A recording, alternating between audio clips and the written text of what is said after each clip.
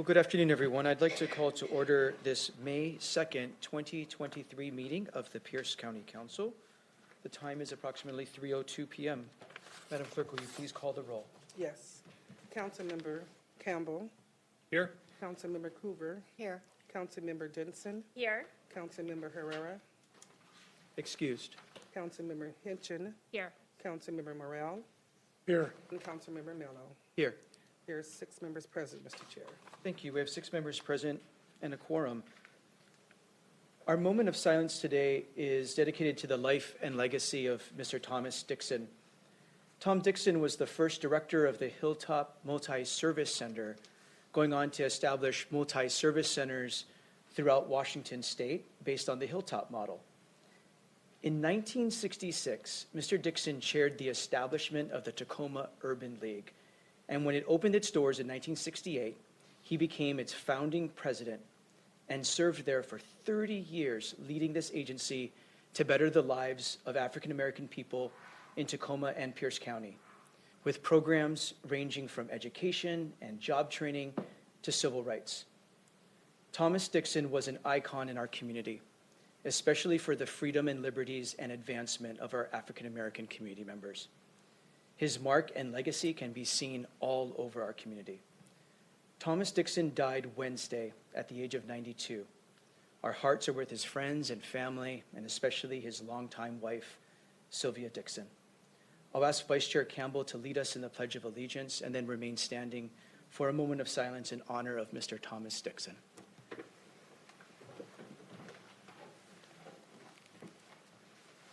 pledge allegiance To the flag of the United States of America and to the republic for which it stands, one nation, under God, indivisible, with liberty and justice for all.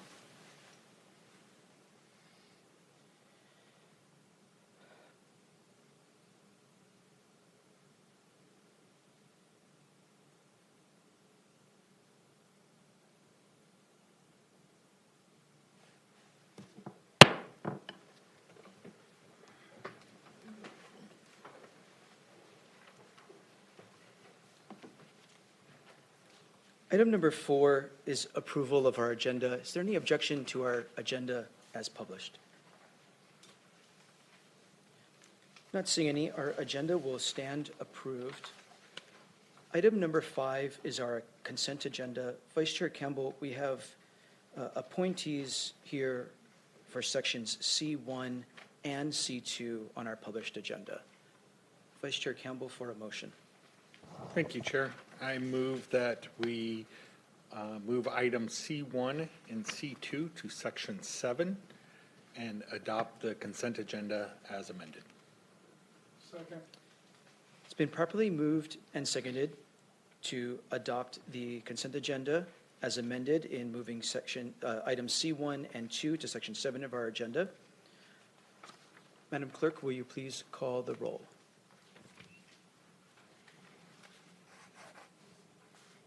Councilmember Coover. Aye. Councilmember Denson. Aye. Councilmember Hitchin. Aye. Councilmember Morrell. Aye. Councilmember Campbell. Aye. And Councilmember Mello. Aye.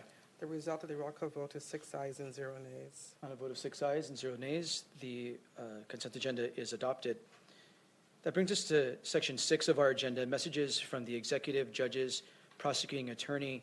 We do have the executive in person with us today. We have one message from the executive, a written message from the executive, transmitting the following ordinance, which was approved and signed on April 25th, 2023. It includes ordinance number 2023-8S, which involved amending the Pierce County Code Title 19A related to Pierce County Comprehensive Plan amendments, specifically in the Mid-County Community Plan and the South Hill Community Plan. Mr. Executive, I believe you're here for at least one of our proclamations. Are there any other messages from you today? No, thank you. I'll just wait to testify for the resolution. Thank you very much for being with us. Section 7 is proclamations, awards, and our appointments to boards and commissions. Councilmember Hitchin, let's do Proposal 2023-61, Councilmember Hitchin. Chair, I move adoption of R 2023-61. Second. It's been properly moved and seconded to adopt R 2023-61. Madam Clerk, please read into the record. Proposal number R 2023-61, a resolution of the Pierce County Council confirming the appointment of one new member, Christelle Grace, to the Pierce County Parks and Recreation Citizens Advisory Board. Thank you very much. Ms. Grace, welcome. We'll invite you to the podium to introduce yourself briefly and just say a few words just introduce yourself briefly and why you want to serve. Nothing long. Okay, I will be very short.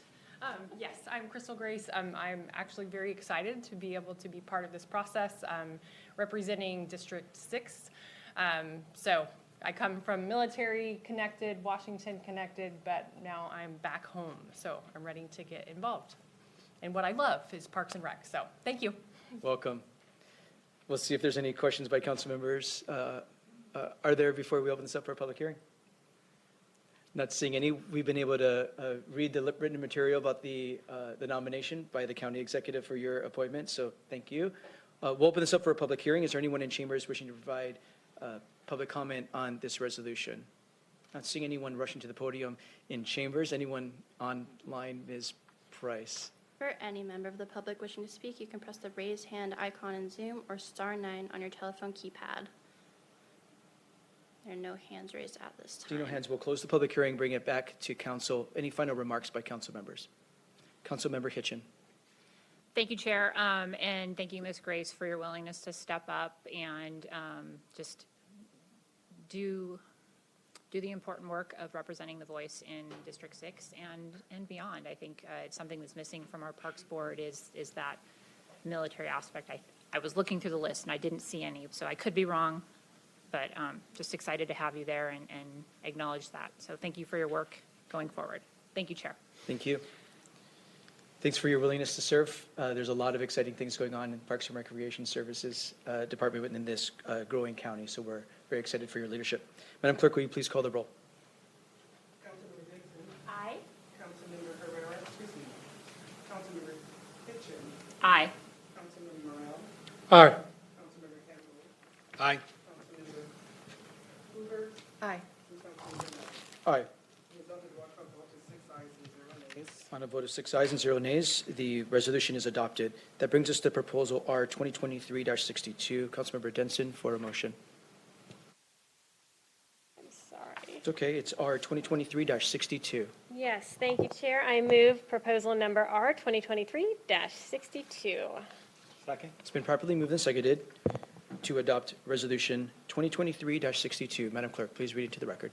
Proposal number R 2023-62, a resolution of the Pierce County Council confirming the appointment of 3 new members, Cherry Beavers, Claudia Miller, and Kimberly Dunn, to the Pierce County Birth to 25 Advisory Board. Thank you. Thank you. We would like to invite these appointees to briefly introduce themselves. We'll start with Kimberly Dunn online first. Kimberly, welcome. We'd love to hear a little bit about you and why you want to serve. Thank you. Thank you. My name again is Kimberly Dunn. I am with Goodwill of Olympics and Rainier Region. I'm currently seating in our capital in Washington, D.C. It brings me to the notion, as we've been talking about a lot of labor laws, a lot of bills that are coming in to upgrade and upskill us in digital literacy and also green economy. I believe that my role here has come to a fulcrum where I've served birth to all the way to 25. I want to serve because I believe I can bring those skills here and also to be able to work with this really great and fabulous board. So I'm very excited about this opportunity. Thank you. Thank you for taking the time to introduce yourself. The next appointee is Sherry Beavers. Sherry, welcome. Hello. Thank you so much for having me. I want to echo Kimberly in that I'm very excited to be joining the B25 board. And I currently work for First Five Fundamentals. I'm overseeing the multi-million-dollar child care capacity initiative project, which has very much opened my eyes to what people, working people in our county are facing, minorities, females, and the BIPOC population specifically. and also has opened my eyes to a lot of teen parents that are in our system that are serving and attempting to serve the community and graduate high school and continue to raise their children. And it's been quite a humbling experience to be able to engage with those different groups.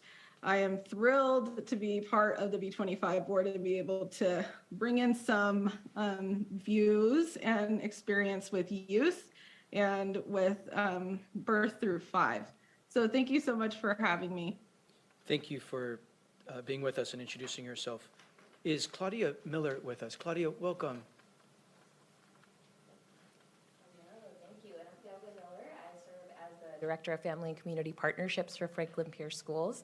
I support our families experiencing homelessness, our students in at-home placement or foster care, our family resource center, so a variety of family support services in our school district. I'm really excited about the opportunity to serve with such a fabulous group of community leaders to continue to advance the work of supporting our families and our children to thrive in our communities, as well as elevate the voices of our Black, Indigenous, and people of color in our Pierce County community. So thank you very much for the opportunity. Thank you for making time to be with us.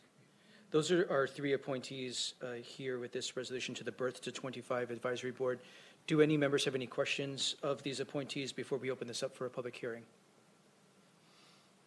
Not seeing any. Let's open this up for a public hearing. Anyone else, anyone in chambers wishing to provide comment on this appointment resolution? Not seeing any. Mr. Dominique? For any member of the public wishing to make public comment, press the raise hand icon in Zoom or press star 9 on your telephone keypad. Seeing none. Thank We you. have one. Oh, go ahead. All right, Heather Moss, you have 3 minutes. Thank you. Good afternoon, Mr. Chair, members of the council. My name is Heather Moss. I'm the Director of Human Services for Pierce County. I just wanted to extend my appreciation for Claudia, Sherry, and Kimberly all stepping in to spend their time with us on the Birth to 25 Advisory Board. We are in a great place with that advisory board, thinking about priorities for how to fill gaps in the services that we provide to our youth across the community, and helping advise the executive and the council on ways to fill those gaps using some of the funds that are available to the county. So thank you for your dedication to our work. Thank you. There are no other Andrews at this time. Thank you. We'll close the public hearing and bring it back to the council. Final remarks by council members. Councilmember Denson. Yes, thank you, Chair. I think we can all appreciate how fortunate we are today to be appointing 3 amazing women to this council. Birth to 25 is so important. It really touches, every area of the county. And as we talk about making sure that our residents are healthy and happy and productive and good citizens, I think most of us can agree, if not all, that it all starts when our littlest are born and that they have what they need as they grow and mature, whether it's food, security, a trusted adult, good education, opportunities. And so this Birth to 25 board is so important. And all 3 of these women, Ms. Beavers, Ms. Miller, and Ms. Dunn, have outstanding experience working in this area. So they're going to be able to hit the ground running and really help make sure that we are filling those gaps that Director Moss referred to. I know that we will have an RFP coming up sometime this summer for the PASA dollars, which the Birth through 25 Advisory Board helps consult and advise the council on how to use those funds. So having the real practical and hands-on, boots on the ground knowledge of the different communities, the different needs, the issues that we need to deal with to make sure that our kids are healthy and happy. It's so important. And I thank all of the applicants who are coming to this board for all their work. It's tough work, but it's just so important. I don't think there's anything more important at the county. So thank you so much. Thank you, Councilmember Denson. Councilmember Hitchen. Thank you, Chair. I'll be very brief because pretty much everything I would say was just said. Just want to acknowledge and thank you for your time and that it will take from your lives, your work, your family to dedicate a couple hours a month to this work.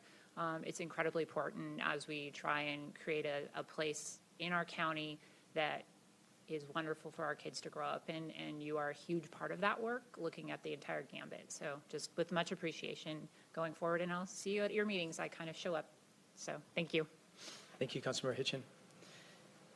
Seeing no other hands, I too just want to add my gratitude to these three very impressive individuals who are giving of their time for this important effort. Thank you to the executive for recommending such impressive individuals and great appointments here. So thank you, and thank you for Director Moss for taking the time out of her busy schedule to acknowledge the work and for the leadership and staff time that it takes to support this Citizen Commission. Seeing no other hands, Madam Clerk, will you please call the roll on Resolution 2023-62? Yes. Councilmember Hitchin, Aye. Councilmember Morrell, Aye. Councilmember Campbell, Aye. Councilmember Krueger, Aye. Councilmember Denson, Aye. Councilmember Mello. Aye.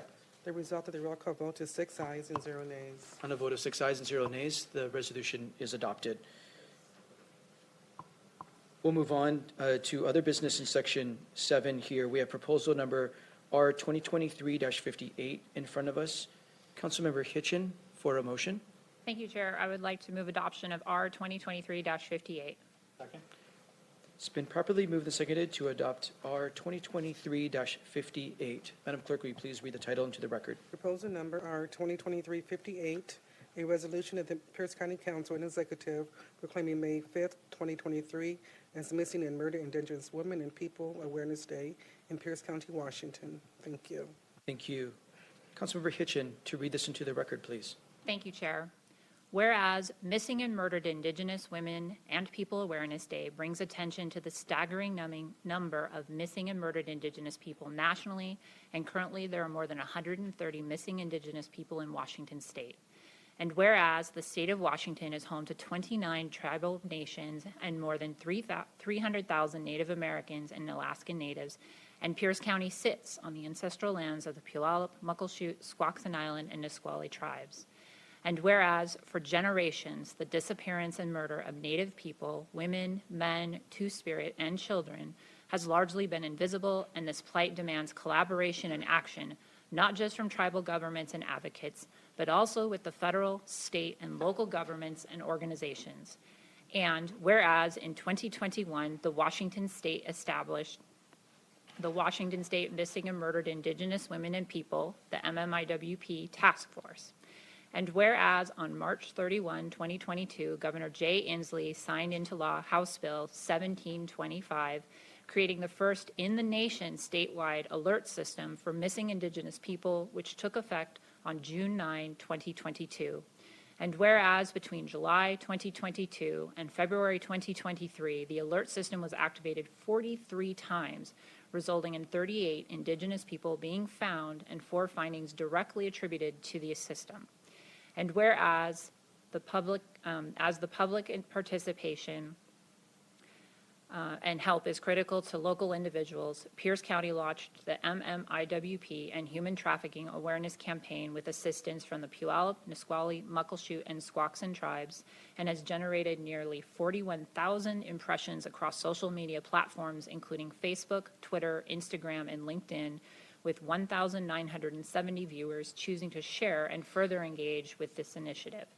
And whereas with votes of 97-0 in the House and 48-0 in the Senate in 2023, the Washington State Legislature unanimously created a cold case investigation unit with the Attorney General's office to assist jurisdictions obtain closure and justice for unsolved MMIWP cases. And whereas 12 juveniles and 8 adults are still missing from across Pierce County, and whereas in close collaboration with the tribes and local law enforcement, Pierce County is now building an interactive website to better tell the stories of, raise the public recognition for, and work to bring home all missing and murdered Indigenous women and people. Now, therefore, be it proclaimed by the Pierce County Council and Executive that May 5, 2023 is Missing and Murdered Indigenous Women and People Awareness Day in Pierce County, Washington, and the community is asked to stand in solidarity, answer the call to action when asked, and encouraged to further educate themselves on the issue by searching hashtags MMIW Action Now and hashtag No More Stolen Sisters and hashtag MMIW on social media. adopted the second day of May 2023. Thank you. Thank you, Councilmember Hitchin. I'd like to call on our County Executive, Bruce Stanmeyer, who's joined with us in this important resolution, to say a few remarks. Thank you, Mr. Chair. I am honored to stand in strong support and appreciate the partnership with the council on this important resolution. We know that today is Tuesday. This is the beginning, or yesterday was the beginning of Murdered and Missing Indigenous People, Women and Peoples Action Week. So it really is important that we take action this week. We also know that this is a national nightmare, that Indigenous people are subject to much higher rates of violence. Shockingly, Native women, 56% of Native women have experienced sexual violence. It is unbelievable. And that is why building this awareness is so important. That is why we must do everything we can to build awareness and to help solve those who are missing and ideally to be preventing it from happening again.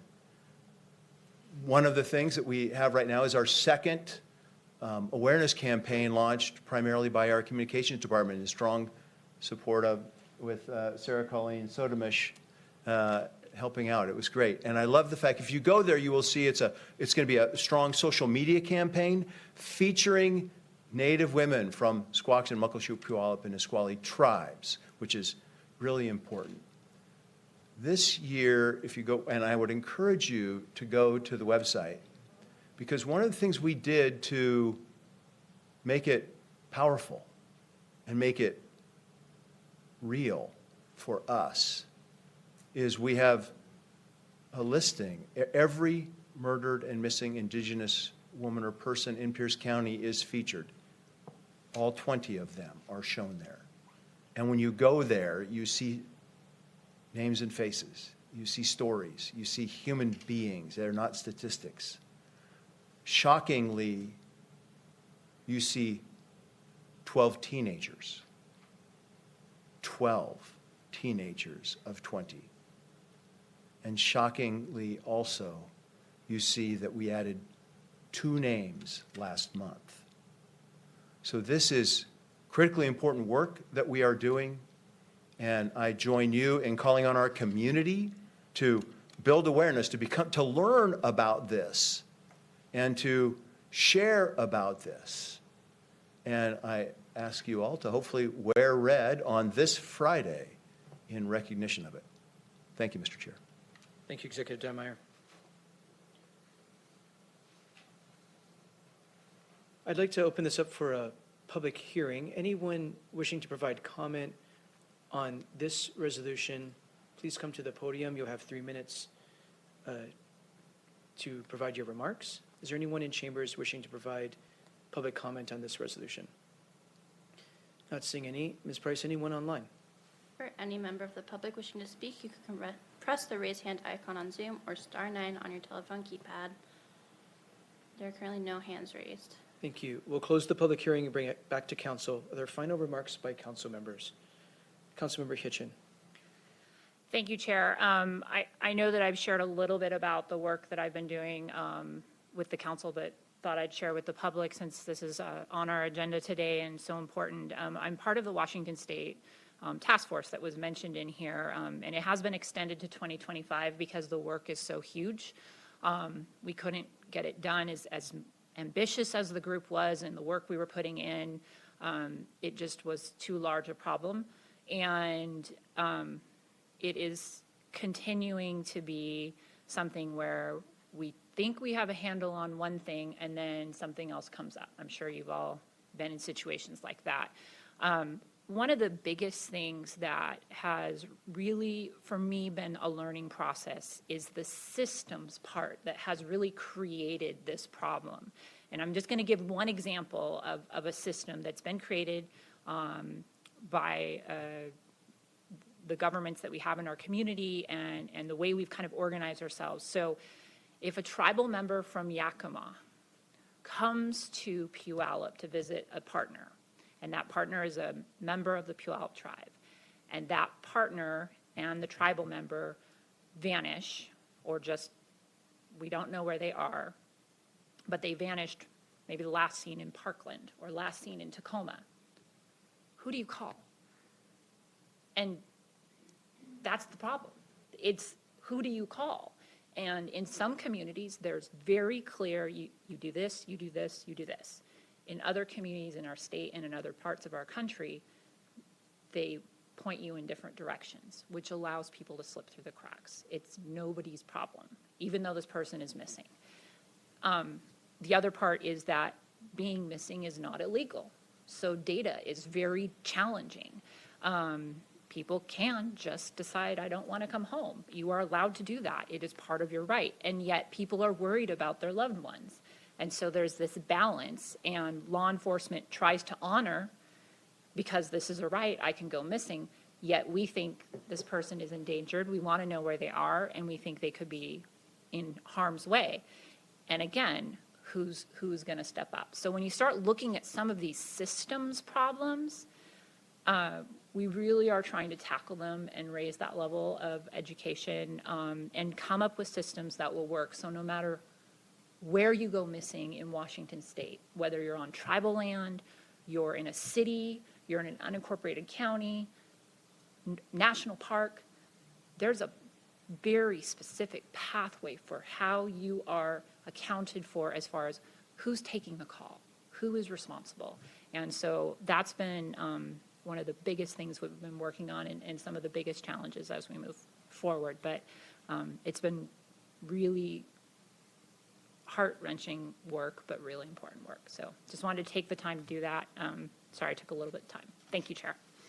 Thank you, Councilmember Hitchin. Thank you for explaining that to us and some of the work of the task force that you've been helping to lead. I want to not only thank you, Councilmember Hitchin, for bringing this forward again this year and the seriousness of the work that you're engaged on our behalf statewide. Also, thank you to the executive for the seriousness of the work and directing the communications team to take the work seriously and develop an awareness campaign so that all of us can learn more and do more, and raise our awareness and figure out what we can do. And so important, as you said, that we know their identities and say their names and not just treat folks as a statistic. So this is really, really serious work. And thank you for helping us do something thoughtful, productive about this really important matter. Madam Clerk, will you please call the roll on Resolution 2023-58? Councilmember Hitchin, Aye. Councilmember Morrell, Aye. Councilmember Campbell, Aye. Councilmember Hoover, Aye. Councilmember Denson, Aye. Councilmember Mello. Aye. The result of the roll call vote is 6 ayes and 0 nays. On a vote of 6 ayes and 0 nays, the resolution is adopted. Please help me acknowledge this important work with a round of applause.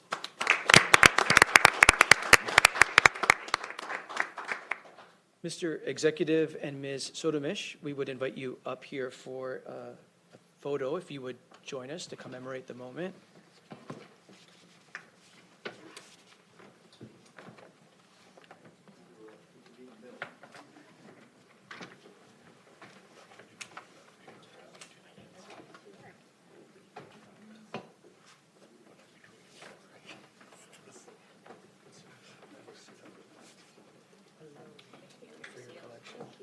We get to put you in the middle.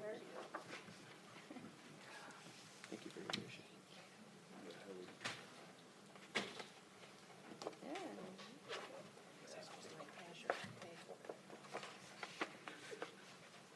Take those photos. 1, 2, 3. And one more. 1, 2, 3. Got it. Thank you. Thank you. Thank you, sir. Thank you so much.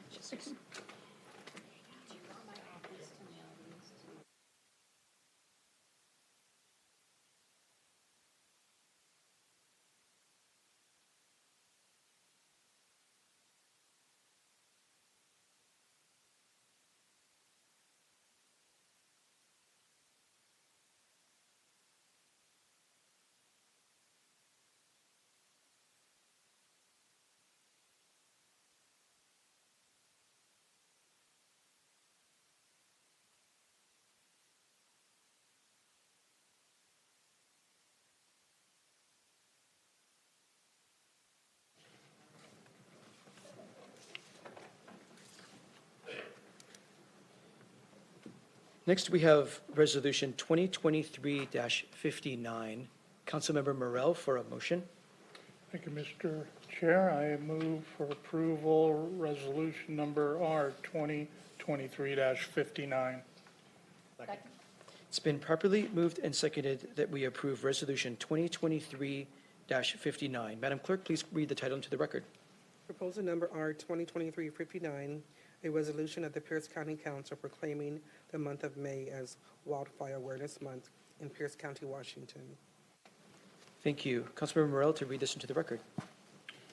Thank you, Mr. Chair. Resolution number R 2023-59, a resolution of the Pierce County Council proclaiming the month of May as Wildfire Awareness Month in Pierce County, Washington.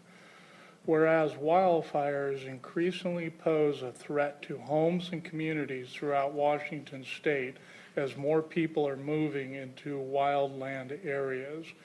And whereas our communities establish our frontline, especially our frontline communities, including but not limited to our senior, low-income residents and those with disabilities and functional needs, have become increasingly susceptible to wildfires with the increasing temperatures, decreasing summer rain, and early snow melt, and this has elevated the need for wildfire prevention and preparedness at both the community and individual homeowner levels.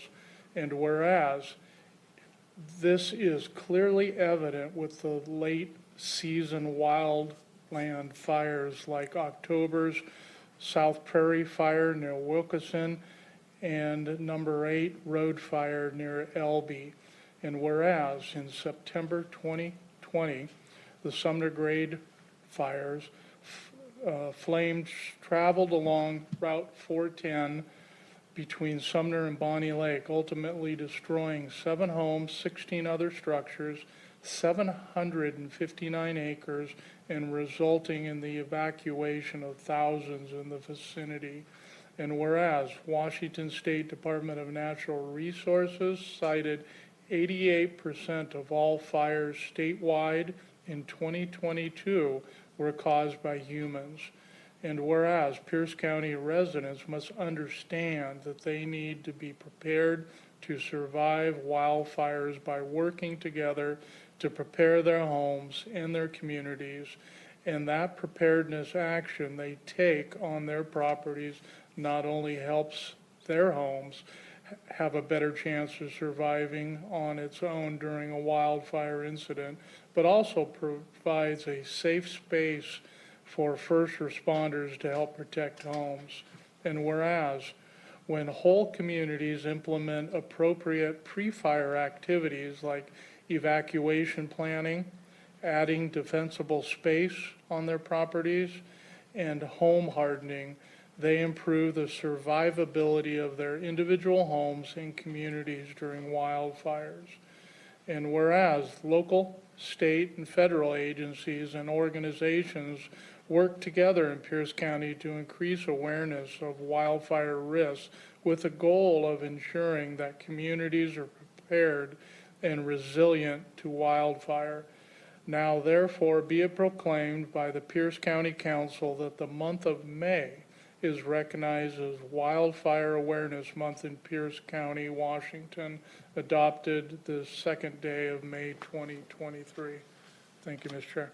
Thank you, Councilmember Morel, for doing that and for bringing this forward. I'd like to call on the Buckley Fire Chief, Chief Eric Scogan, to help accept this proclamation. Please come to the podium and say a few words.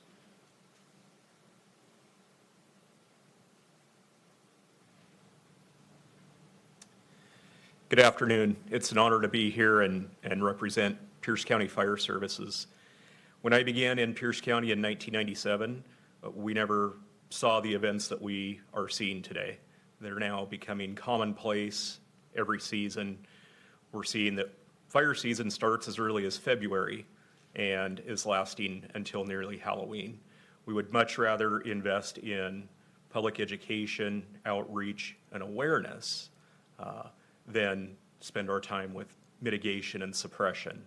So we thank you very much for the opportunity to strengthen, make Pierce County more wildfire resilient and prepared. Thank you. Thank you, Chief. We're also joined by Dina Coggin, the Executive Director of the Pierce Conservation District, who helps deliver wildfire prevention programs as well. Ms. Coggin.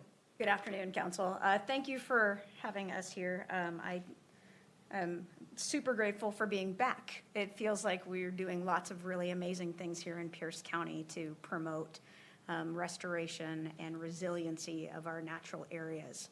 This proclamation is really important to the work that we are doing because, as you well know and was stated in the proclamation, fires are happening more frequently, they're more intense, and we know that they are having a larger impact on our community members here in Pierce County.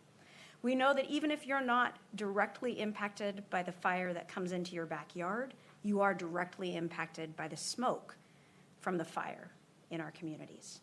You may not think that you're really going to care too much about fire resiliency, maybe living in downtown Tacoma, but I can guarantee you that as the summer rolls on and we get those big fires, that we will be impacted right here, from the water's edge to the top of the mountain. As we're proclaiming this month as Fire Awareness Month, I encourage all of us to do our own research and our own homework. As was stated in the proclamation, 88% of the fires are caused by humans.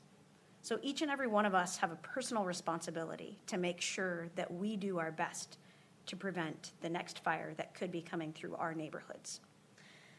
At the Conservation District, we have the absolute honor of working with Nick has been doing just a fantastic job of going out into our communities and asking folks in the rural areas of Pierce County what's important to them. And the one thing that rose up to the top time and time again was fire awareness. And so Nick has worked tirelessly over the last couple of years to not only educate our communities about fire resiliency on your own personal properties, but also worked with our community members to create a fire awareness program within Pierce Conservation District. So the district may not necessarily be on the front lines all the time, but we are on the front lines of knowledge and resources and sharing those pieces. We're also working with the DNR to roll out their wildfire ready campaign. A few weeks ago, we were actually up in Wilkeson debuting the campaign, and actually County Executive Dan Meyer was there to give kind of a big speech about entering into this new era of wildfire readiness. If you're interested in getting more information about how you can be wildfire ready, you can actually go to the DNR website at wildfireready.com and sign up to have a risk assessment done in your own backyard. So if you are in areas that are prone to fires and are actually problematic, we want to help you be successful. We want to help set our community up for success. Prevention is the best way to stop fires, and prevention takes education and outreach. And so we're looking forward to partnering with our friends at all of the fire districts and all of you here at the county to actually do some great education and outreach for our community. Thank you. Ms. Coggin, if someone went to that website and signed up for wildfire prevention services to get a risk assessment of their private property, who would they be directed to specifically? So there are a couple of ways that they would direct that out, but we actually have a new position that we are actually hiring within the Conservation District, and we will be hiring a wildfire preparedness program manager, and we will actually be putting people out into our own communities to come out and do some of that work, and we are also partnering with DNR on some of that. That's great. Great to have those one-on-one services for It's fantastic. private property owners to learn how to protect their private property. It's great. Let's open this up for a public hearing. Anyone in chambers wishing to provide public comment on this proclamation in chambers, you can come forward, come to the podium, state your name for the record. You have up to 3 minutes to make your comments. Let's keep your comments focused and on topic on this proclamation. Not seeing anyone in chambers. Anyone online? Ms. Price. For any member of the public wishing to speak, you can press the raise hand icon on Zoom or *9 on your telephone keypad. And first we have Matthew.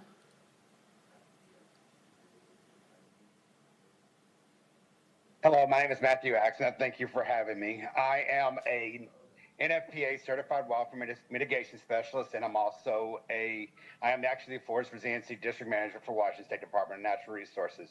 I have actually had the pleasure of working both with Buckley Fire District and also the Pierce Conservation District. And I'm very pleased to hear that, you know, Pierce County is taking an active role in educating members throughout the county about the rising wildfire risk here in Western Washington. It is something that we're coming to terms with, that our climate is changing. And the more that we can prepare our residents to, you know, to have those measures in place to, you know, when a wildfire event is greatly happening. I'm just in full support of this proclamation, and I thank you for having me. Thank you for being with us. And there are no other hands raised. Seeing no other hands, we'll close the public hearing and. Sure, come to the podium, state your name for the record. You'll have 3 minutes. Hey, my friends, I'm Eric Musica, and I was thinking, like, wherever the fire is, like, most hot and stuff, get 2 helicopters, and one of them, like, has a hose and stuff, and the other one is, like, connected, and then then you could, like, spray the fires out. That's what I was thinking. And then, you know, just get more helicopters, fill them all up with water, do something along those lines. And that is a dangerous issue. I like how the person said all that smoke can come to Tacoma and whatnot.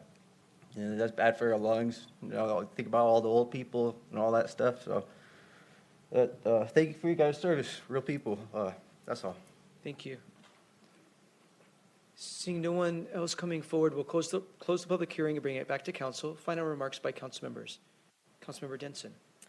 Yes, thank you so much for everyone who came and spoke for this. Thank you in particular to Chief Scogan for all of your work and for coming to let us know from your perspective as a fire expert that this truly is an issue now in Pierce County, and it's something that the community is becoming more and more aware of. I was a city council member in Gig Harbor before being honored to take on this role, and I remember we were getting a briefing from Fire Chief Doan. This must have been last year or the year before, and it wasn't related to wildfires, but we asked Chief Doan what was the one issue that kept him up at night, and he said it was a fire getting into our canopy.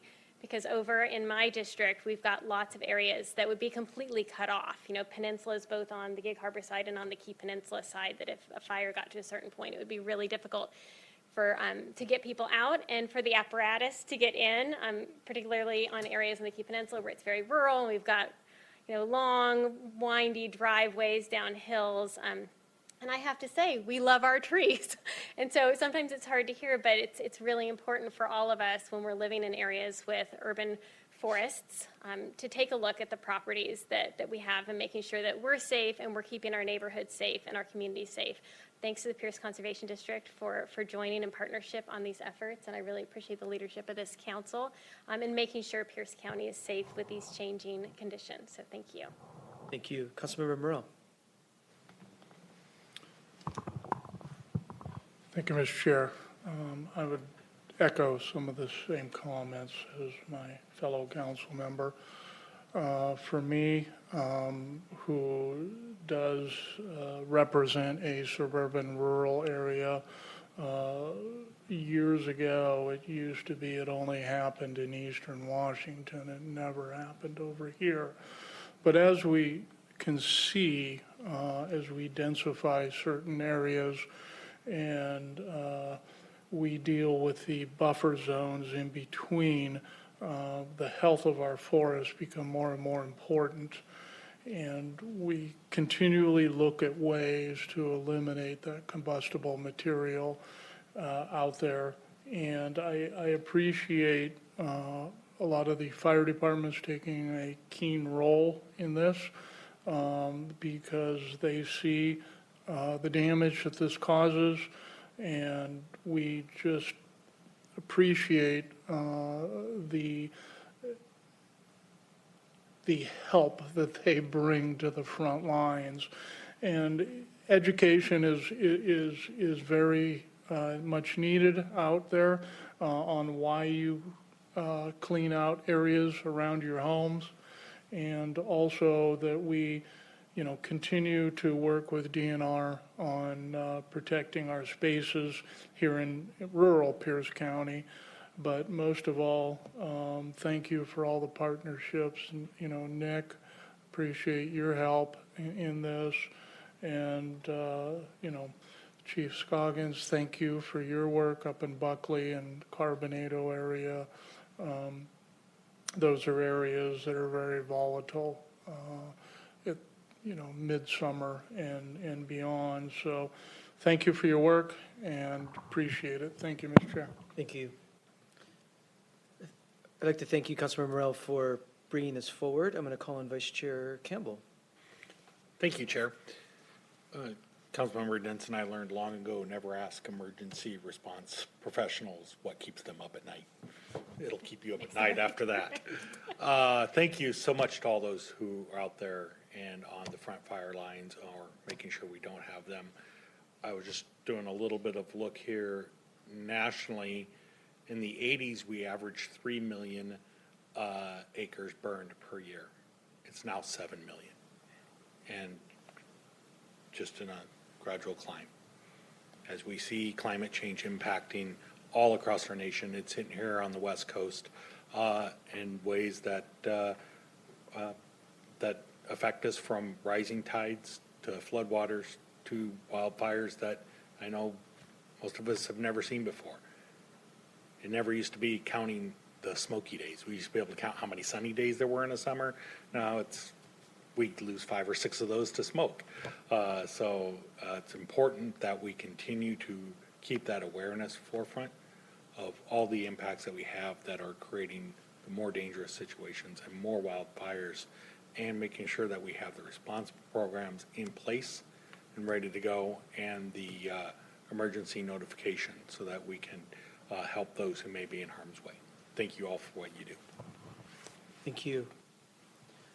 As has been said, changing warmer and drier climate is causing all kinds of hazards for our community and communities all over the globe. In our community, one of the things we're seeing as we are educating ourselves is more wildfire. We would never have had a proclamation in Western Washington or Pierce County, Washington, even 6 years ago about why people would think we're nuts to talk about wildfire preparedness in Western Washington and Pierce County just, a short 6 or so years ago.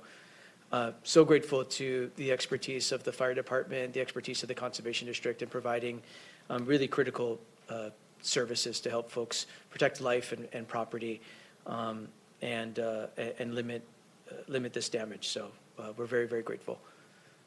Lots to do, and please count us as a partner as we help get the word out to community members about how they can take advantage of these services in the coming months. Madam Clerk, will you please call the roll on Resolution 2023-59? Yes. Councilmember Morel. Aye. Councilmember Campbell. Aye. Councilmember Krueger. Aye. Councilmember Denson. Aye. Councilmember Hinchin. Aye. And Councilmember Mello. Aye. The result of the roll call vote is 6 ayes and 0 nays. On a vote of 6 ayes and 0 nays, the proclamation is adopted. Please join me in a round of applause.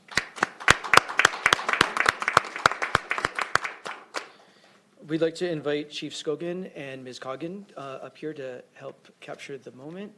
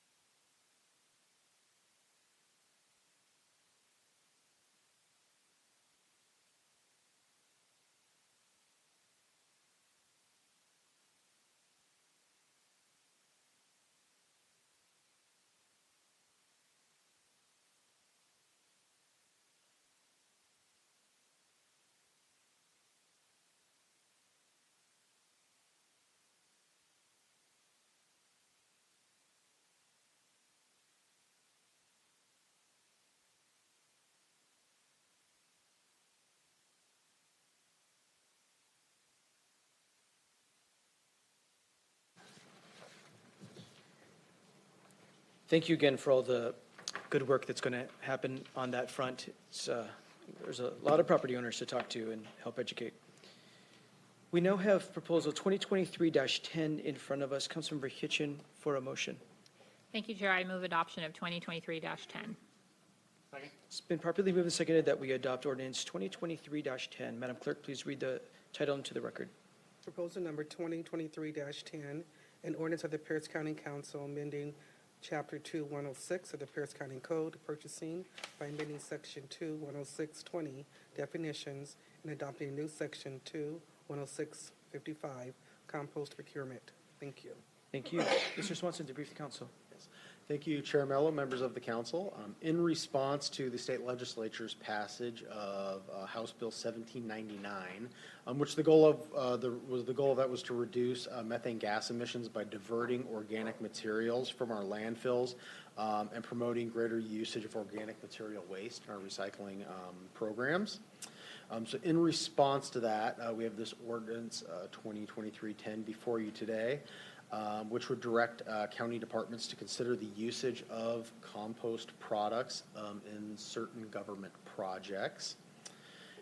In Exhibit B of the ordinance, basically there's two functional changes to the code. One is an amendment to Section 2.106.020, which is the definitions. We will actually be adding the definition of compost products will be added, but it will be added by reference to the state's RCW reference, so there won't actually be a definition written in there, but it'll refer to the RCW. So as that changes throughout time in the RCW, the definition remains consistent in Pierce County Code.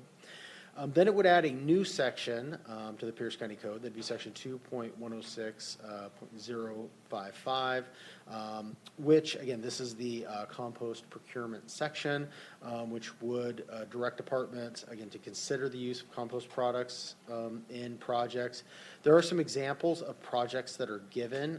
For example, landscaping, erosion prevention, stormwater runoff, filtering, construction and post-construction soil treatments, and then low-impact development of green infrastructure. So they do list some examples of types of projects that it'd be recommended for. But it does also have language in there that says, when available, the projects. So it doesn't create necessarily a mandate. It's when available.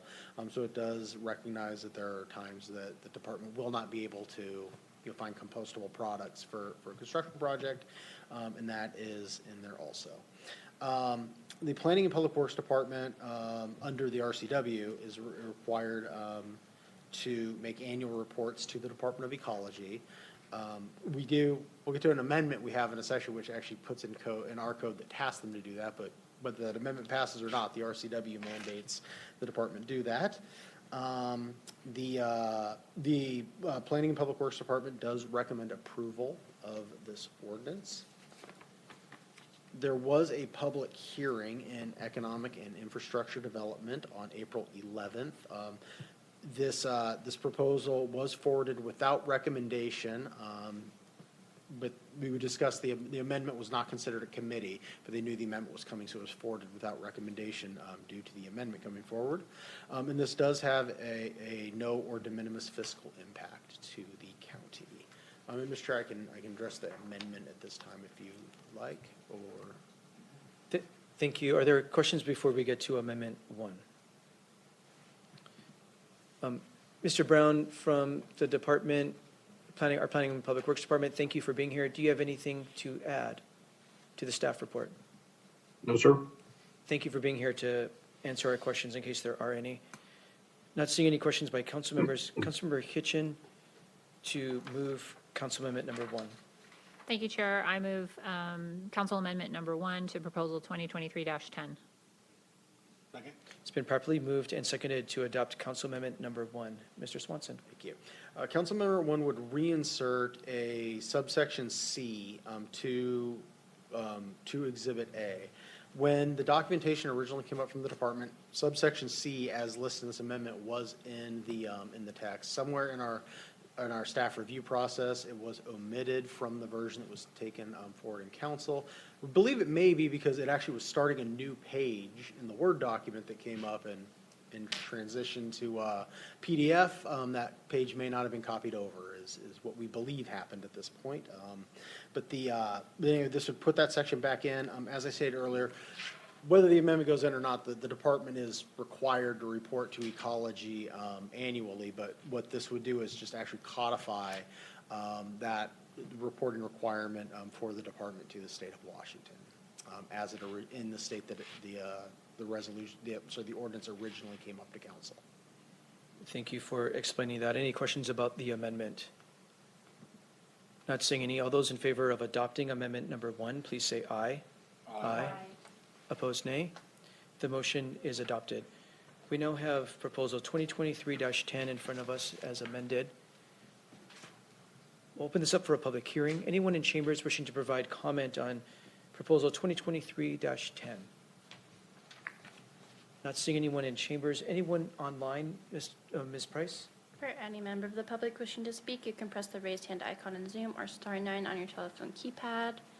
And currently, there are no hands raised. Seeing no hands, we'll close the public hearing and bring it back to council. Are there final remarks by council members? Not seeing any. Madam Clerk, will you please call the roll on proposal 2023-10? Councilmember Campbell. Aye. Councilmember Groover. Aye. Councilmember Denson. Aye. Councilmember Hinchin. Aye. Councilmember Morrell. Aye. And Councilmember Mello. Aye. The result of the roll call vote is 6 ayes and 0 nays. On a vote of 6 ayes and 0 nays, the ordinance 2023-10 is adopted. That brings us to proposal 2023-11S. Vice Chair Campbell for a motion. I move proposal number 2023-11S. Second. It's been properly moved and seconded that we adopt proposal number 2023-11S. Madam Clerk, will you please read the title into the record? Yes. Proposal number 2023-11S, an ordinance of the Pierce County Council eliminating the sunset date of the Agriculture Advisory Committee, repealing resolution number R-217-106 as amended, and adopting a new chapter 262 of the Pierce County Code, Pierce County Agriculture Advisory Commission. Thank you. Thank you. Mr. Swanson to brief the council. Thank you, Chair Mello, members of the council. The ordinance before you, 2023-11, it would sunset the current Agricultural Advisory Commission and then form the Pierce County Agricultural Advisory, it would sunset the current committee, Agricultural Advisory Committee, and form the Agricultural Advisory Commission. I will get those straight as we present this forward, I promise. Back in 2017, the council created the Pierce County Agricultural Advisory Committee as a limited duration advisory body to the council for the purposes of ensuring the council was well informed on issues significant to the commercial agricultural community, and to provide recommendations as proposals came forward, and recommendations to help the agricultural industry thrive in Pierce County. Several times that limited duration body has had its sunset date extended. The most recent extension took that date out to January 15th of next year. As a limited duration body to the council, going on 6 years now, that's a long time. So the intention with that extension, the discussion was that we'd begin the process of transitioning that limited duration committee to a permanent commission, much like the other boards and commissions that operate in Pierce County, and that would then advise the entire county leadership and decision makers in the county, not just the council.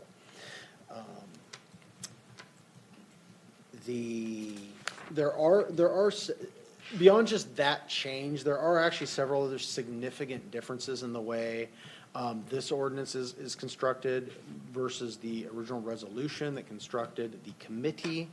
The first one being that there would be 2 additional voting members added. The committee had 9 voting members and 5 ex officios. The commission, as currently constructed, would have 11 voting members and 5 non-voting members. The composition of those members, previously, those 9 members for the committee were selected. 5 were from the King County Farm Bureau. The TILF Alliance appointed a member. And then there were some council direct appointments for the other 4 spots on that body, other 3 spots. lost my math on that for a second. The new, under the charter, boards and commissions are appointed by the executive and confirmed by the council. There is, under the composition and selection section, a series of essentially recommendations to the executive of, the type of experiences and backgrounds and in agriculture that should go to making up the totality of this committee, not the individual voting members within the committee, but what the scope of the entire committee should look like.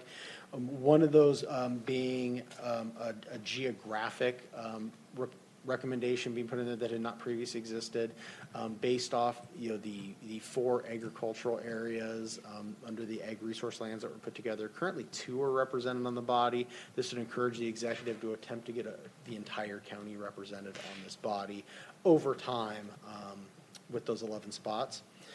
Another change currently for the ex officio members, there is a request for 2 students, one from 4-H and one from Future Farmers of America. This would eliminate that student requirement, as in 6 years we've not been able to get students to participate from those organizations. Those organizations would still have non-voting seats on the commission, but they would but it wouldn't necessarily have to be a student. That student requirement it could be a parent, a volunteer. Somebody within that organization. Currently, the committee does not have any terms of office, as it was limited duration. That was not anticipated. The commission would have two sets of staggered 4-year terms with a maximum of 2 4-year terms allowed for one member. So there'd be a term limit placed on that. Meeting frequency would technically change, but not functionally change. The committee meets about 10 times a year, and it'd be a 10-time meeting a year for the commission. Dissolution versus having a sunset date, the committee could only be dissolved by a vote of the council via ordinance. There would be a trigger put in place that if there was not a quorum of the committee for 180 consecutive days, Planning and Public Works shall send forth an ordinance for dissolution to the council, where other commissions we've seen have had problems where they just kind of quietly go away and nobody gets appointed to them. This would prevent that from happening to this body. If there's a 180-day period with no quorum, council will be made aware of it, is the intention behind that. Staff support being a big change. Currently, staff support for the committee is from council staff. That would transition to Planning and Public Works. As many of you may recall, with Resolution 2022-88, the council also created the Pierce County Farm and Agricultural Lands Advisory Committee to the Assessor Treasurer. There's been some work done over this last year working on the current use assessment work for the County Treasurer's Office. As mandated by state law, that work will require 1 meeting a year. This code does set up where this commission would appoint the 5 members to that 1 meeting a year that the assessor treasurer needs them for. So that work that was done by the council in that resolution would continue on into this ordinance. And then this is also, we put some language in there specifying remote and virtual participation. This is language that isn't previously in other boards and commissions, but it does put in there, and it's a big issue, especially for this body during harvest season, but it allows, it requires virtual participation for committee members, so we can hopefully, that'll be better for recruiting there. And it also encourages, when practicable, that there would be public participation available virtually, acknowledging that that may not always be possible, but making that option available for the public too. So those are the key differences. This was heard before the Agricultural Advisory Committee. They did recommend approving it. There was a public hearing held in Economic and Infrastructure Development on April 11th, where it did receive a due pass recommendation.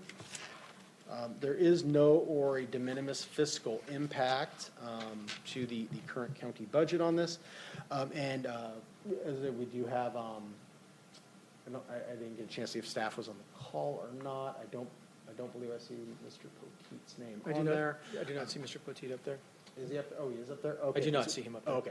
Well, we have council staff available to answer any questions. And Mr. Chair, we do have an amendment. We do have one amendment. Thank you. Are there any questions from council staff before we go to the amendment? Vice Chair Kimball? Thank you, Chair. Just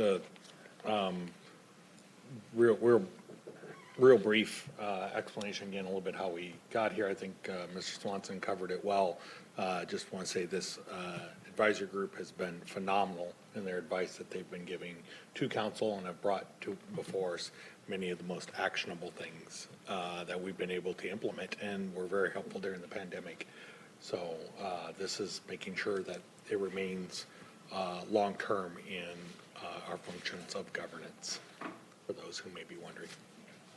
Thank you for your work on this, Vice Chair Campbell, and also being for your work in being our official designee to this commission.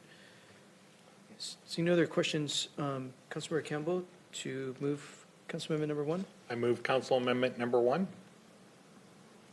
It's been properly moved and seconded to adopt Council Amendment number 1. Mr. Swanson.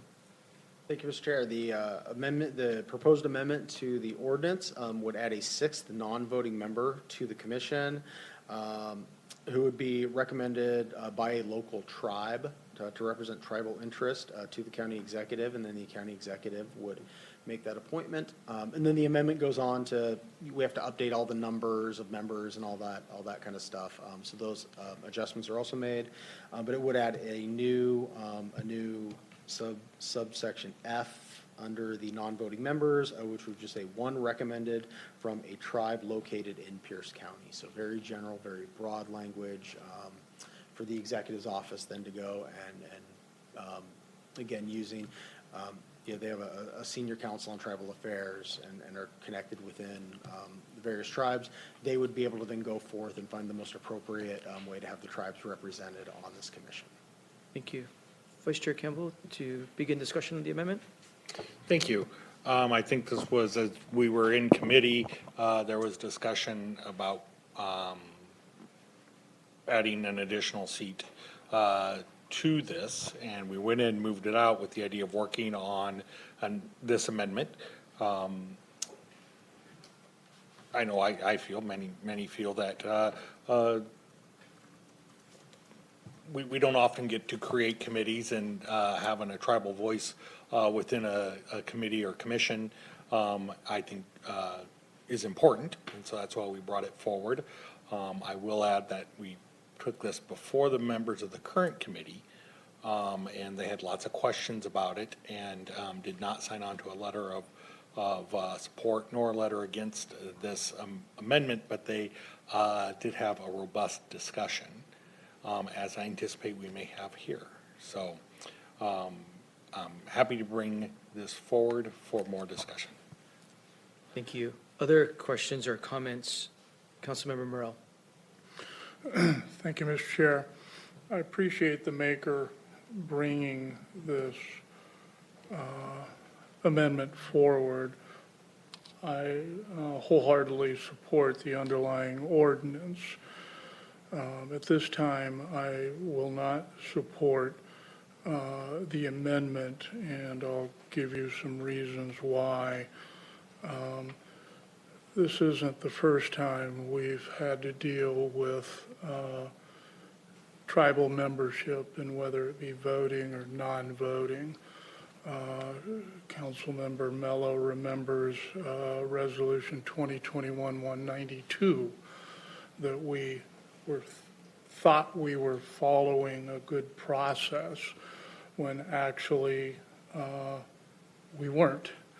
And I have a very trusted member of the tribe in my district, and he sent me an email pertaining to this issue, and I'll just read it. What I don't support is for the tribal representative to be a non-voting member of any committee. The message that it sends to the indigenous people for whose land the county operates and exists is that your voice doesn't matter at the same extent as those who took our land in the first place.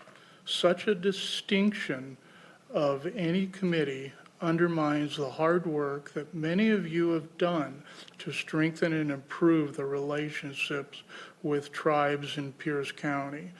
I would strongly encourage that you have a broader discussion about tribal representation on any committee moving forward.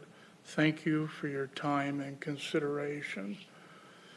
And I guess I share that same concern, that I think this council needs to take a broader look at the discussions that we need to have to be more inclusive on our committees and our boards. And I think that needs to be a very thoughtful process moving forward. This amendment is piecemealing and picking and choosing who serves on these public commissions without educating our current and future board and commission members on why this is a good idea. I think to educate and not mandate is a good way to move an issue like this forward. And so at this point, I would recommend to the maker of this amendment that he would just pull the amendment at this time, so as to a future date, this council can discuss a broader, inclusive nature of making appointments and adding positions to our boards and commissions before we, start a process of, I think this board deserves tribal representation. Well, what about the other 49 other boards and commissions? And there again, for me, to invite someone to the table, I don't want to diminish their ability to make an impact on whether it be voting or how their opinion will be taken. So I believe that everyone should be on equal ground, and there again, I support a broader discussion on this issue at a future date and not starting down something that we may have to reverse in the near future. So I will not be supporting this amendment. Thank you. Thank you. Vice Chair Campbell? Thank you. And that's, thank you, Councilmember Morrell. I think when we looked at making a non-voting position on there, we saw it as steps in the right direction. And it's a reminder that often we try to walk before we run, but there's times when we just need to take the bigger steps and go with full support. So I support the concept that you're saying of moving this to a voting member. I know we haven't had that conversation with the members of the existing, and I think when you and I discussed it, you had a very strong desire to discuss it with the members before we enact it on the commission, since this committee has been advising us, has been working really well together.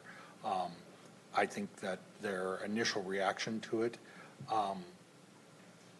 may not have seen the bigger picture of, or the advantages and opportunities we have with tribal involvement in there. So I can, happy to have more discussion, but just want to say that I support. The only way I would support stepping back, though, and not moving this today is if we can very much commit to a very short timeline to coming back on this committee. I get the bigger discussion of all of our committees, but I don't want to take the time to solve all 49 committees and commissions before we come back to this one. As we're creating it, it's agricultural. I think there's a lot more nexus in our indigenous populations and with agricultural than some of our other boards and commissions, but I think that there's a good discussion about many of them. I would also say that we do have from the executive's office, Ms. Sodemish here, that could perhaps explain why having indigenous representation on an agricultural committee would be valued, because parts of the questions were, well, they don't really do commercial farming, and I don't think that's entirely true. So I don't know if I've helped you there or not, Chair. But I want to make sure everyone has a chance to speak before we make any motions. Thanks for causing the conversation. Councilmember Cruver. Thank you, Chair, and I appreciate the knowledge and wisdom that was just shared. My concern is that I wasn't understanding that there was that much solid support without more discussions on this, and I would appreciate to move this to a future date or have more discussions with the committee itself after it's become the commission. It isn't like we can't come back and do this at any time. Thank you, Chair. Thank you. Councilmember Hitchin. Thank you, Chair. I think one of the things that I believe that this amendment will do, if passed, is will force the intentional work to go out and ask tribes if there's interest. I could see several tribal communities in our region wanting to possibly fill one of the voting memberships because they do aquaculture, they do timber work. And right now, you have to kind of be in the know to look for these boards and commissions. You have to get an invite, and this will make sure that someone in the county is going to reach out and intentionally ask and invite them to engage. And while they're doing that, I would hope that they would invite them to be one of the voting members as well, if that is their expertise, because I know that's one of the things we're looking for. Right now, without this amendment, I don't know that that happens. And so that's why I support it as it's written now, but the broader conversation about our boards and commissions and tribal representation is a much bigger conversation that definitely needs to happen in the future, and completely agree with Councilmember Morell on that one. Thank you. Councilmember Vice Chair Campbell, you represent us and our chief liaison to the Agricultural Commission.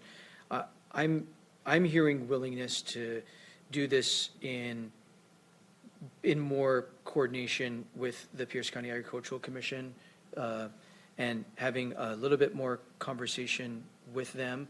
I very much remember the lesson learned that Councilmember Morell reminded us of when we thought we were doing the right thing in putting a non-voting member on our equity review committee, and was promptly educated otherwise. And that was an important lesson to learn about the intent that we had was involving tribal participation, the impact that we thought we were putting a non-voting member at the time and had good intent in doing so. The impact was what Councilmember Morell reminded us of. So if you're willing, Vice Chair Campbell, I think in the next month or two to bring the conversation back up to this commission and figure out how we might be able to bring this forward after that coordination. How would you like to proceed? First, I'd like to see if the liaison from the executive's office would like to perhaps talk to this. Ms. Sonamish, do you have anything to offer?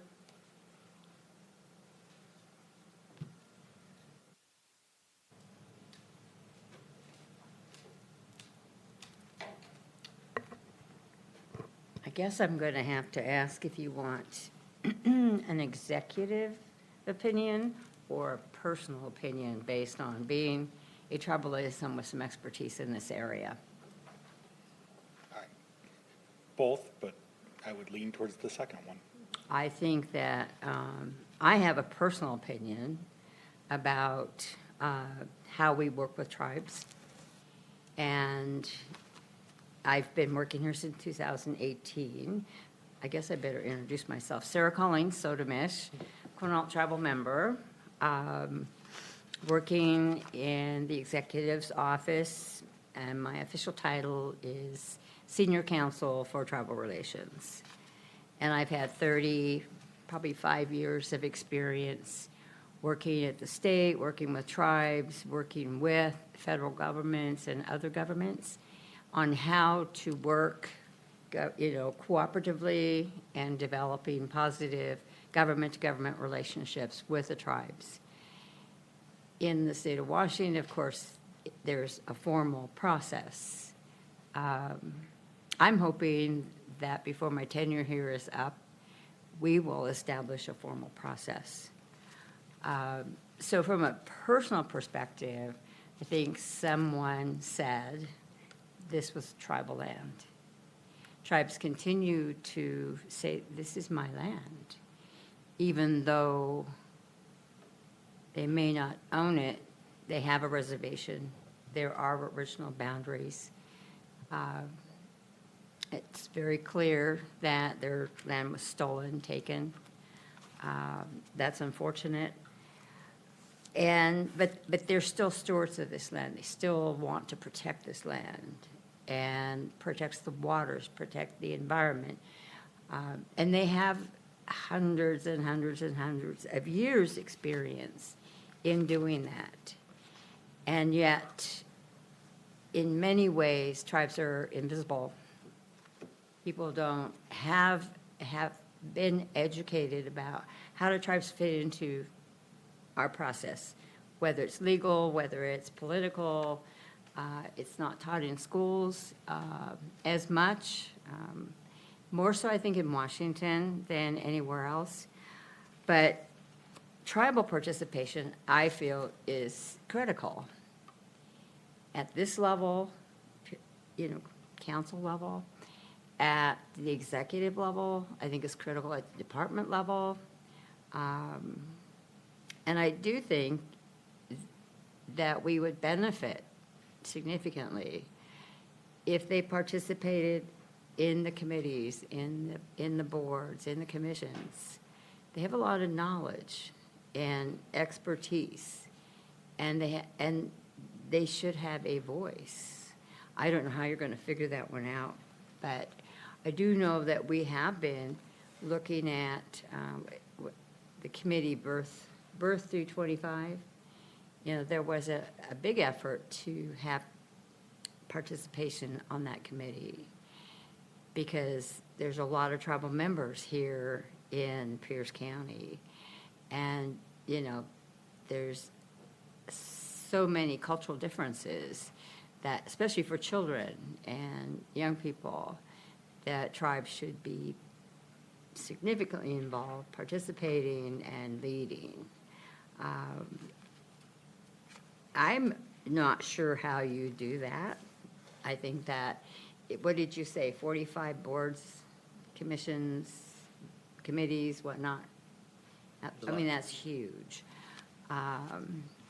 Maybe you should do it like Marty said, baby steps.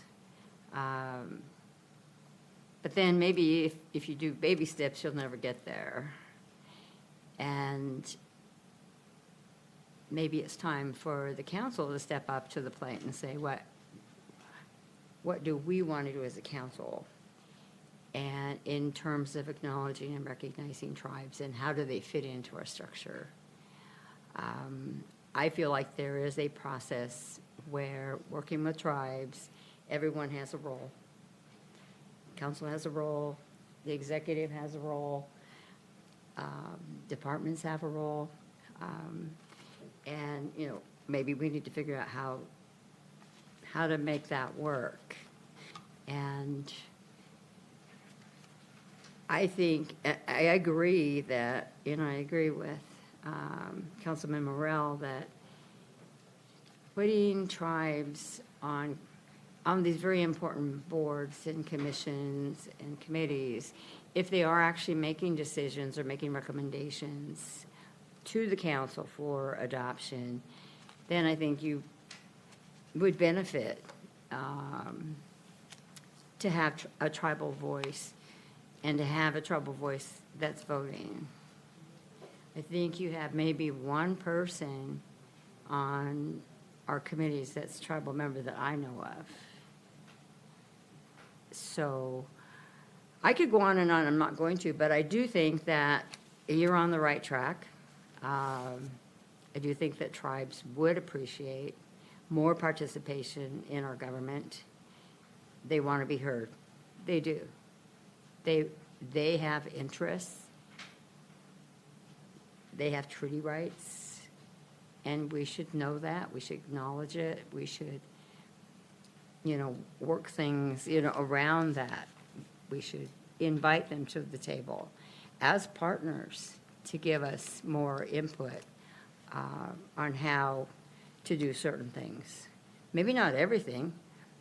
when you have a government-to-government relationship, one of the things I think governments are afraid of, if we actually give the tribes an opportunity to be a partner and sit at the table, they're afraid, well, the tribe's going to expect and is going to tell us what to do and how to do it, when and why. That isn't that government-to-government process. You're the government, tribes would come to the table, they would have an opportunity to voice their opinion, to state their case, to say why this is or isn't working, but they don't tell you what to do. Many times, and at the state level, when I worked with them, many times and most of the time, we actually took their recommendation. It made sense. But we weren't pushed to just do everything the tribe told us what and how to do.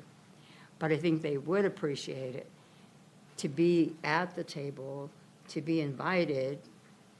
Maybe you don't have to say to, in an ordinance, although that would be nice, that there should be tribal representation on these boards, commissions, and committees.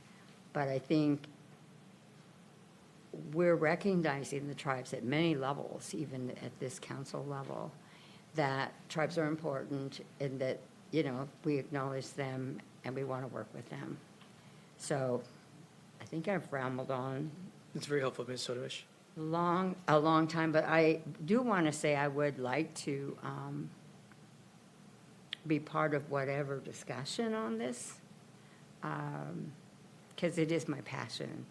This is what I've done my entire career, trying to figure out how tribes fit in and making sure that we understand that our actions impact tribes, they affect tribes, and we need to take that into consideration.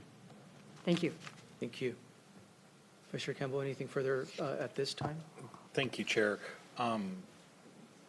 My initial thought was perhaps delay the adoption of the underlying amendment, but due to time constraints, it's already sunsets at the end of June. We really need to have this up and going. My intent would be to withdraw Council Amendment number 1 at this time, with a with a commitment to come back before we even do the full seating, with an updated version after a conversation with the committee itself. Councilmember Krueger, I heard an intent to withdraw, but not a formal withdrawal, so I'll go to your light. Well, I guess it depends on his choice whether I need to speak or not. I think open conversation's always good. Councilmember Krueger, further discussion. Okay, thank you. I appreciate Mrs. Sarah Colleen Sotomish. I'm sorry. And I understand where you are, very much so. And it's difficult to articulate ideas at times because you feel like maybe you're on eggshells because you don't want to offend anybody. I look back at the origins of this committee. Former Councilmember Roach was very insightful when she created this at the need for the economic development purposes of the farmers and their businesses within the valley. We have trees, we have flowers, we have animals, we have the farming, the tourism aspects. I don't know that this is something of those things that is of interest in the tribes to want to weigh in on, any more than they'd want to have somebody sitting on a boating commission for lakes that are not within, why would they care? They have a lot of things that they do. They are not an idle tribe, none of them are. And this is selected types of economic developments that those who are involved in it have, set up the systems that they are working on. The tribes have always been welcome to be there. They can always be there with an input. I'm trying to think if they had a business in the area that is looking to be in the tourism, looking to help with the farming issues, like this, the slaughter unit, having that, the food, the getting those things distributed, I would understand that. However,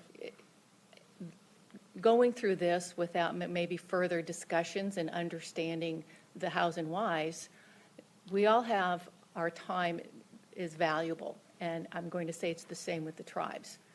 For someone to go there and not have a specific interest in it, such as, I need to help get my flowers to market. How can we do that? I don't know that that is of a benefit to them.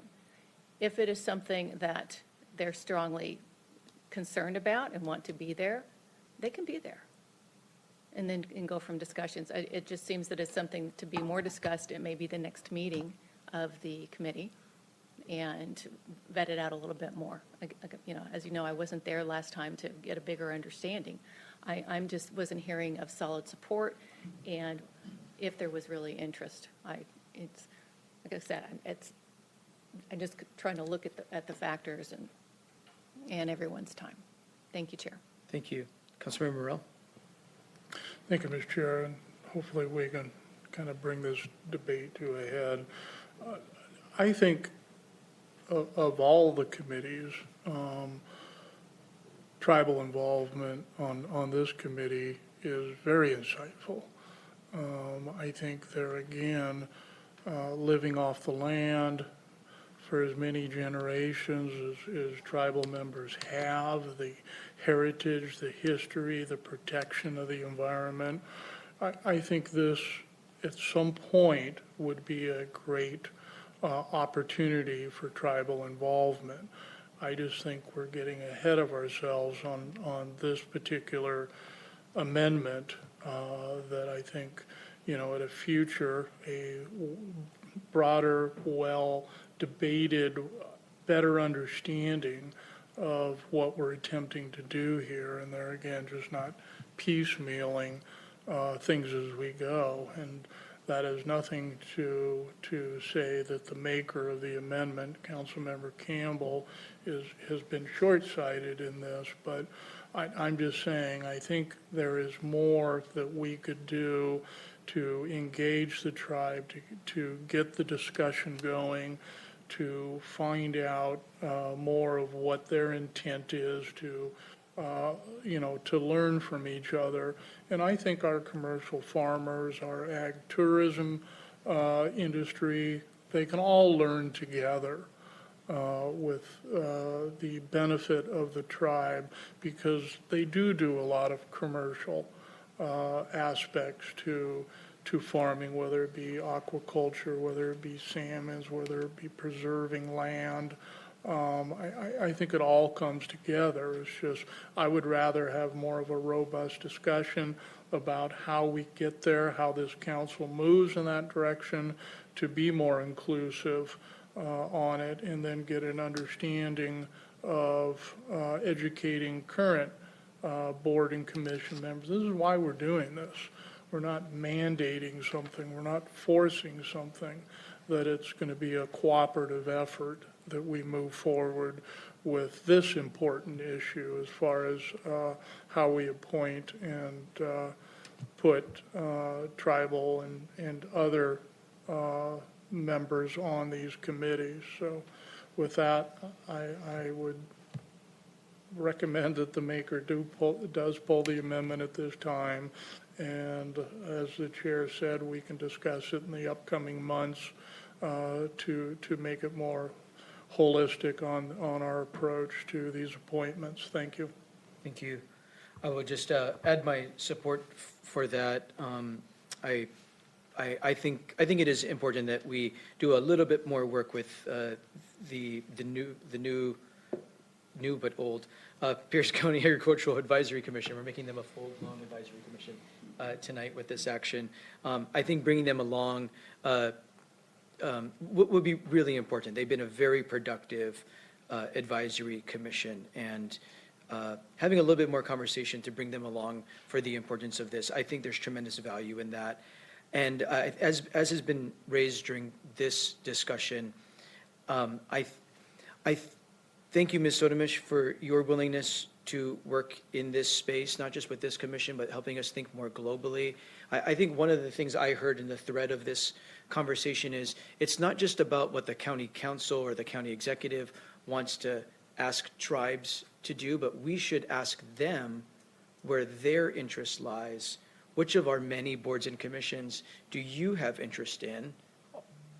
All federally recognized tribes. Which do you, and they might have different interest areas. They don't all think the same or have the same values or the same interest areas. So where do you have interest? Where do you want us to invite you in to be a full voting member or in some other way? But asking them instead of us dictating which one. So I think there's value in that for, as we think about all of them. Might be something for our new chief of staff of the county council to work cooperatively with the executive's office in helping us think about a thoughtful process about how to do that for all boards and commissions. I know we want to, doesn't mean that we need to hold this up. I think that this conversation about membership for this advisory commission is fresh, and I think there's value in continuing to cultivate this conversation as it's fresh with this advisory commission. But it strikes me as we should have conversation with all of our federally recognized tribes about how they want to engage with us. And we should do that in true consultation with them and not to them. We have Councilmember Campbell. One quick comment. I appreciate the federally recognized. We actually in here put recommended from a tribe located.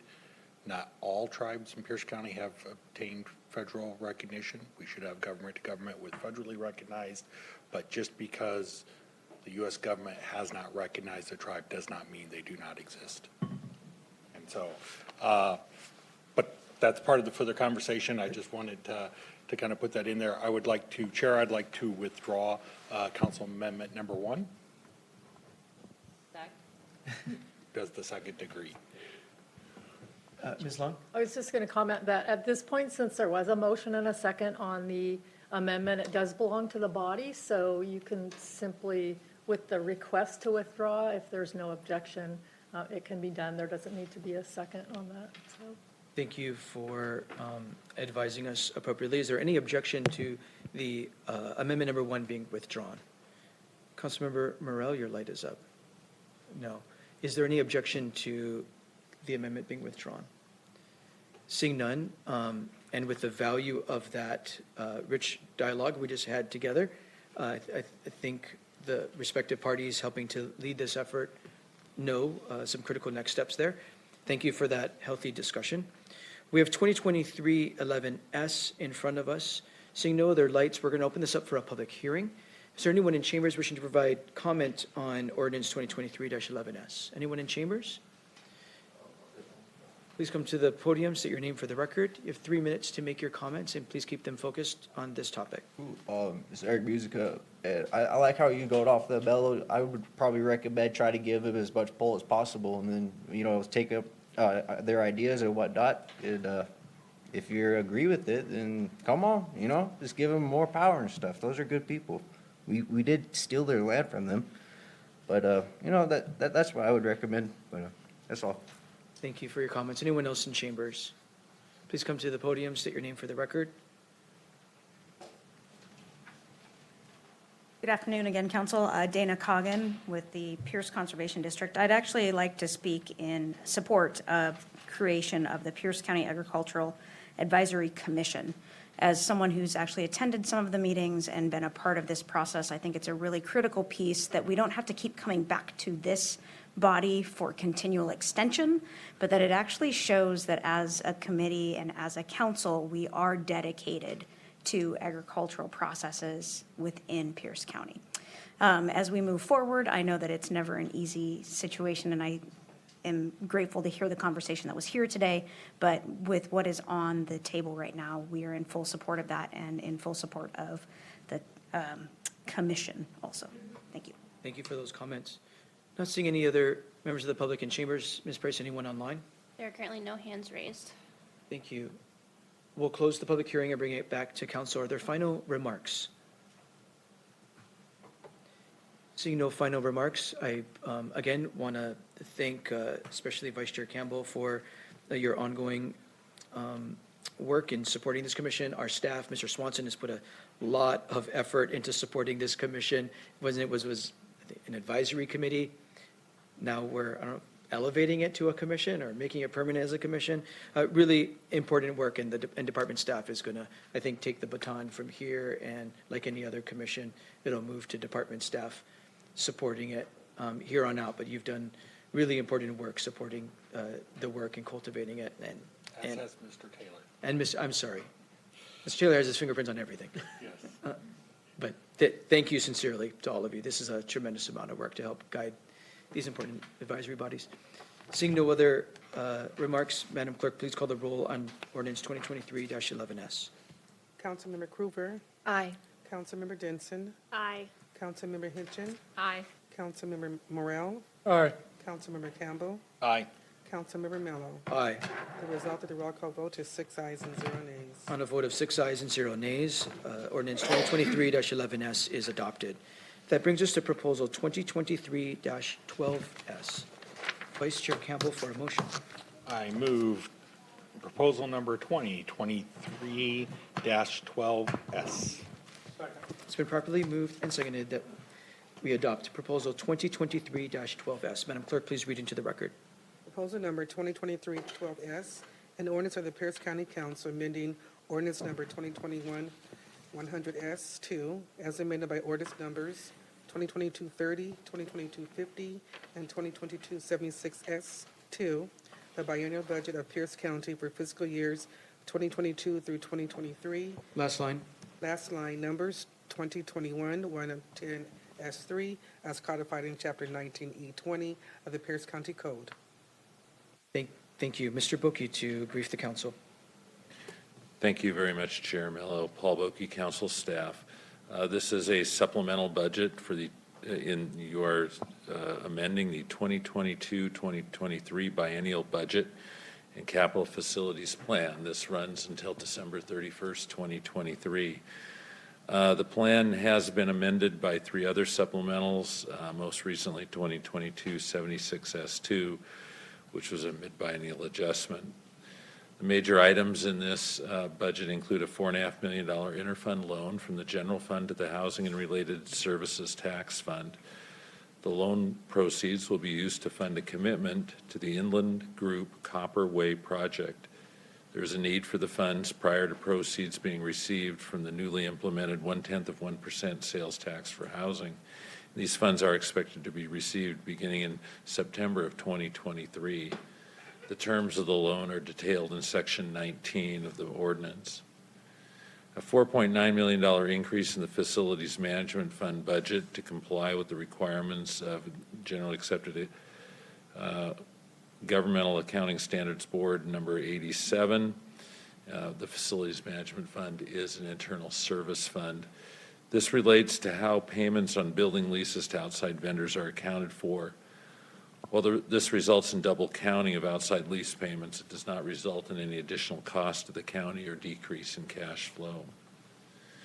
There were 3 amendments approved at the Rules and Operations Committee meeting. One was a $2.2 million increase in the expense authorization for the Chambers Creek Regional Park Fund to account for higher expenses. The higher expenses are a result of higher revenues at the golf course and are funded by those higher revenues.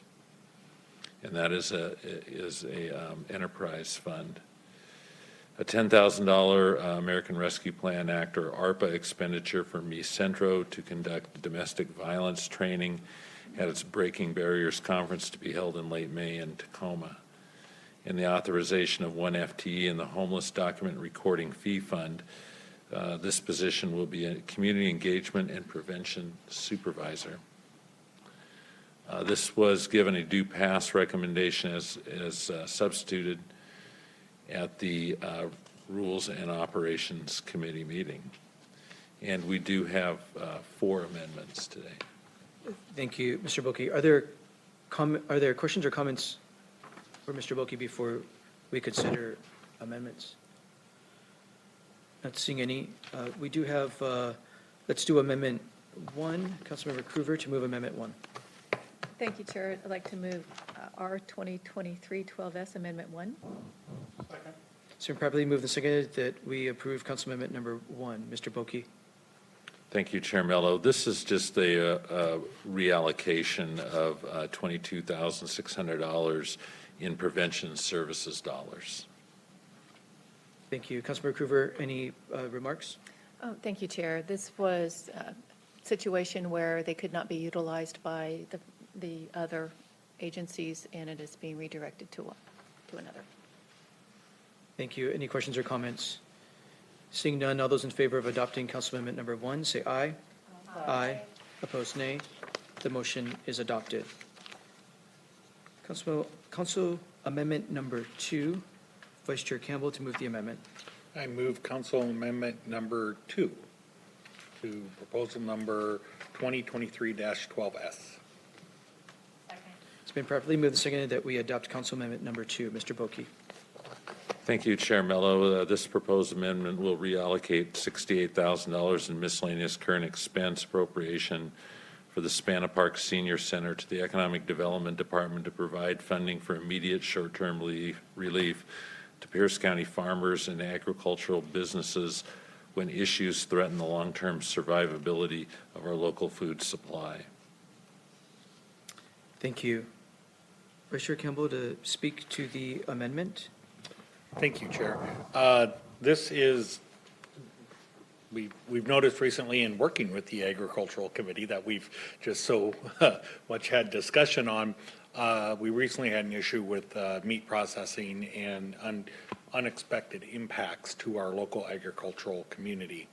And this is using unspent funds, setting them aside and working with economic development to set up a program to find a way to help our local agricultural community when something kind of unique to our county or our region affects them, that we can assist with.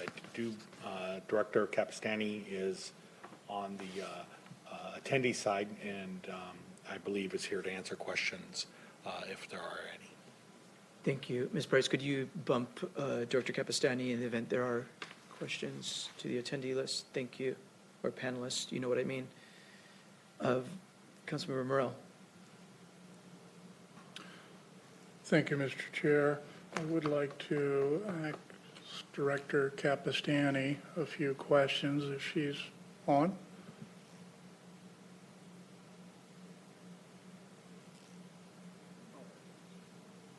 Director Capistani, are you there? You might be multitasking. Yes, I am, sir. Sorry about that. I was on mute. Do you think I'd figured this out by now? I'm Betty Capistani, Director of Economic Development. Well, it looks like you're out in rural Pierce County somewhere. I just have a question pertaining to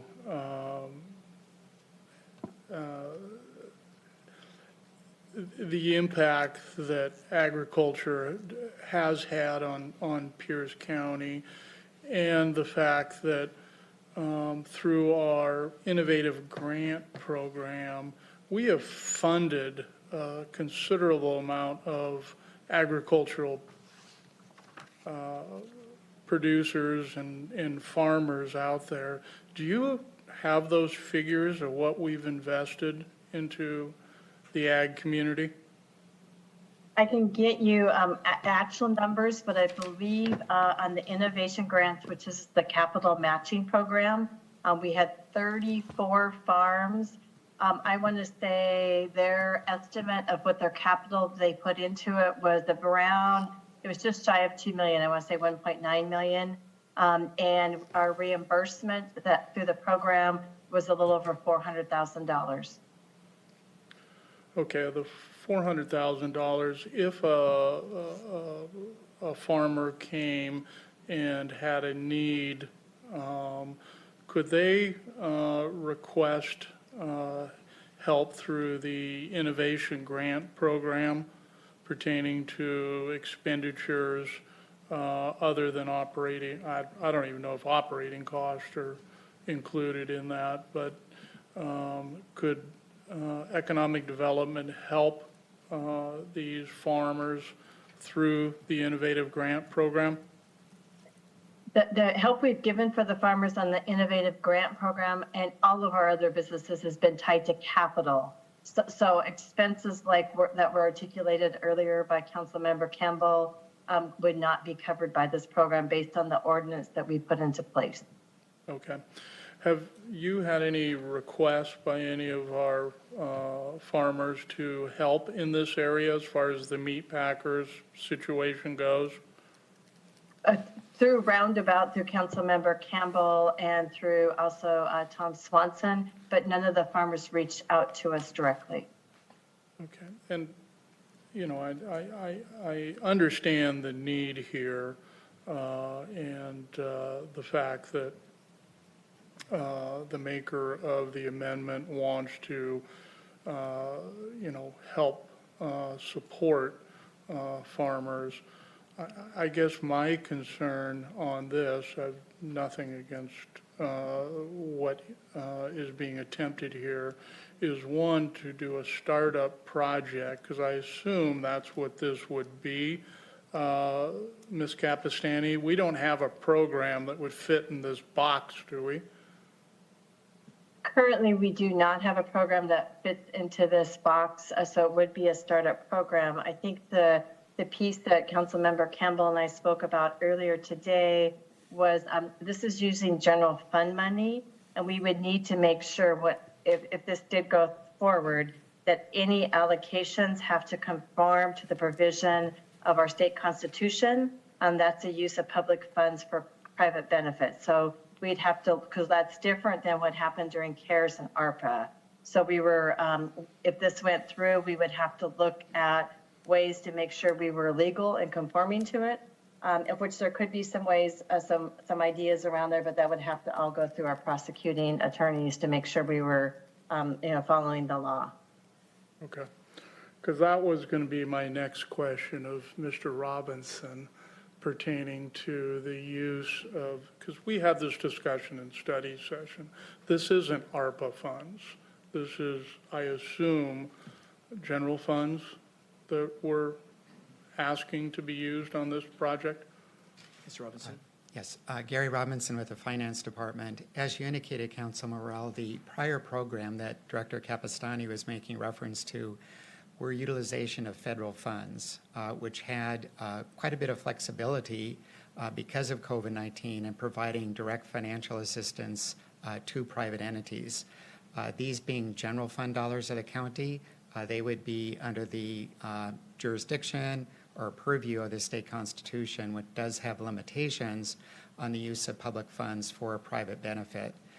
So as Director Capistani indicated, we would need to make sure that the purpose of the funds, and I believe it's flexible the way the amendment is written, would conform to the constraints that we have within our state constitution.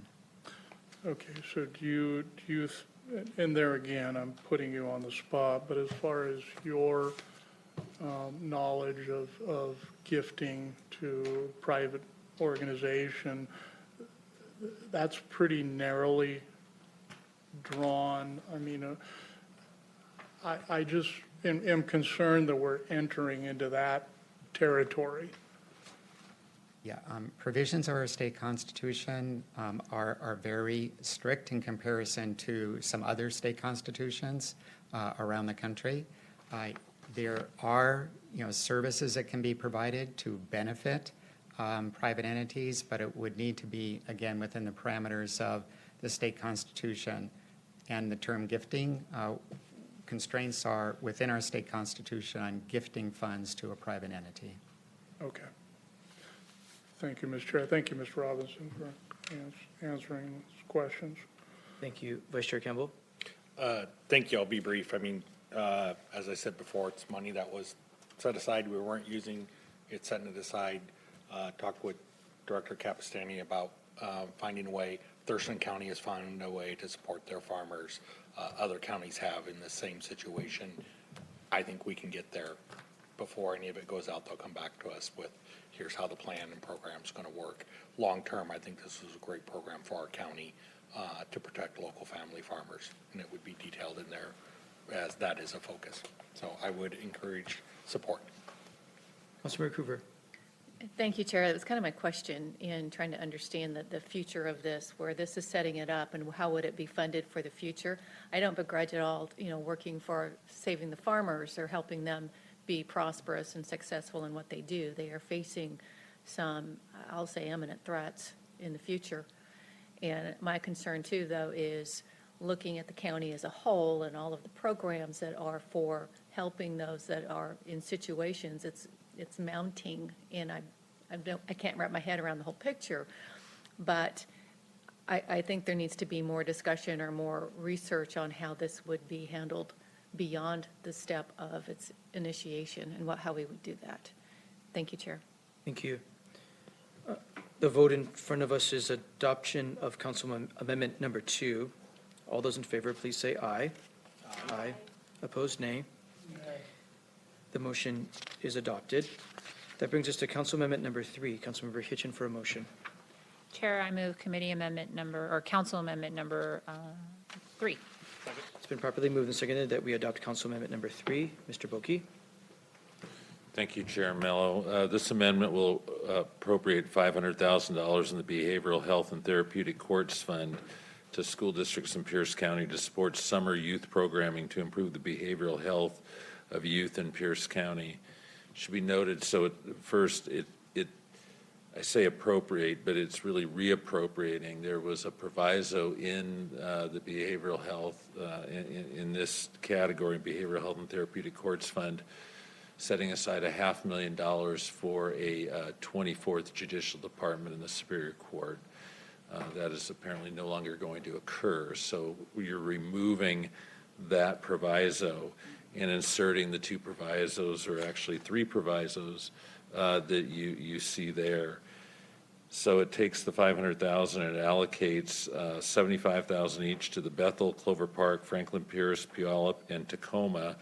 And they'll be using the Tacoma Parks Foundation as their fiscal agent, in this case, school districts, for pilot programs. And then there are certain parameters to those pilot programs.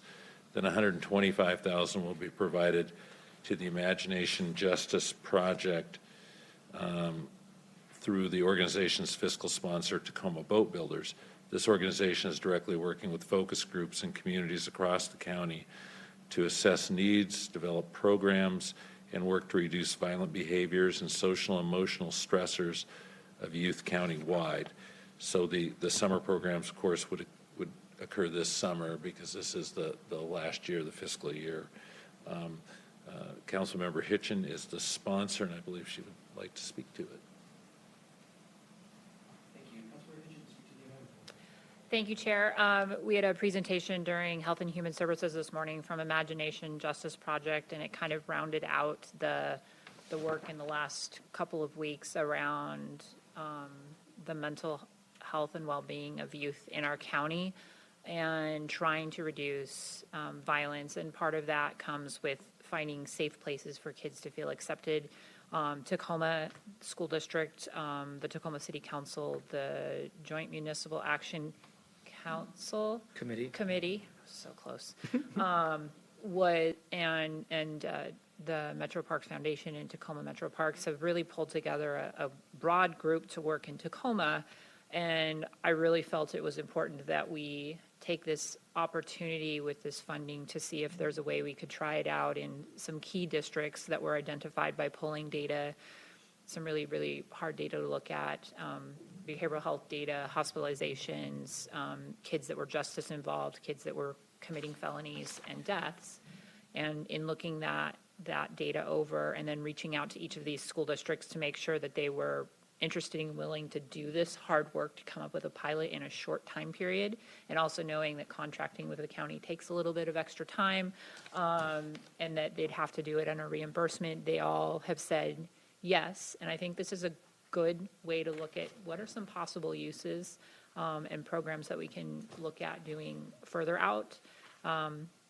It's an opportunity that presents itself, and I appreciate everybody engaging in conversations with me about this work. So I'm hoping that it passes. Thank you. Thank you. Councilmember Morrell. Thank you, Mr. Chair. I appreciate the maker of this amendment to move it forward. This is a challenging issue, as we heard in Human Services this morning, on trying to wrap our arms around the mental well-being of our teens. I think this is a good step forward. I appreciate the effort to make it income neutral, I guess is what we're calling it. So that way we're tapping into the behavioral health fund to be able to move this forward. I think this is a more meaningful use of the funds that I would support. I would hope and, wish that we could define the scope a little bit better and deliver a clear, concise vision on what we expect out of this, because we are asking Human Services to start up a brand-new program. And the clearer we could be, the easier it is for them to define the scope in the RFP and send it out.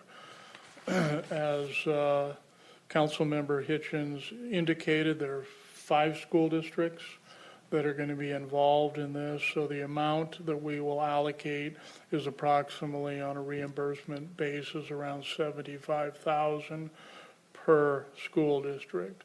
I would hope that the school districts see this as seed money and maybe put together some type of a match program that they could, be more impactful on what they do. Because once you figure out individuals to supervise these programs, I can see the bulk of the money disappearing pretty quick.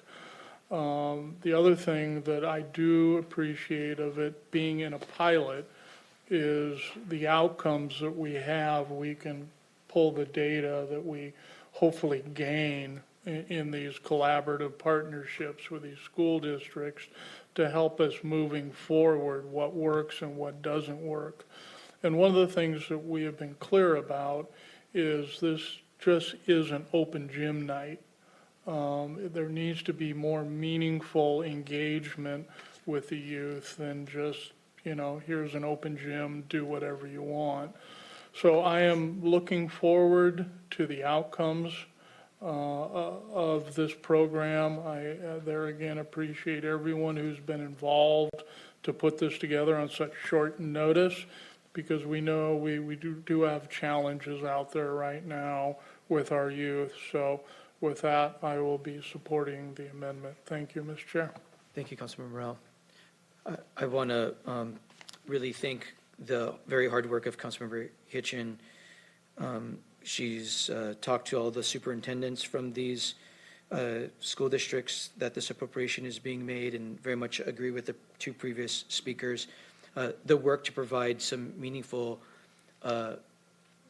programming for young people, young adults, young people in our community this summer is really urgent. It cannot wait for the biennial budget process. It can't wait for a notice of funding availability process and months of process. It really is urgent, and we got to provide some opportunities for young people this summer. And I know that that's the intent of the maker of the amendment, and a lot of coordination has gone in already with partners. So thank you for the previous remarks and all the hard work that's gone into this. The vote is on adoption of Council Amendment number 3. All those in favor, please say aye. Aye. Opposed, nay. The motion is adopted.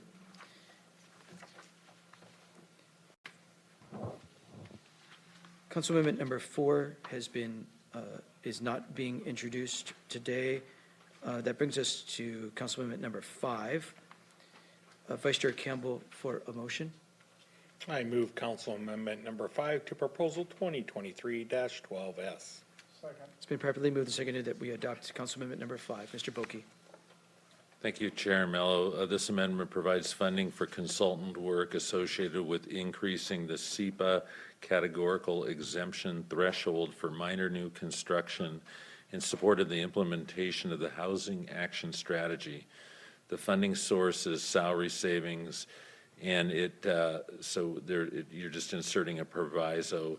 And I want to note that this is the Planning and Land Services in the general fund. It's not the fee side, which is a special revenue fund. This is the general fund portion of Planning and Land Services.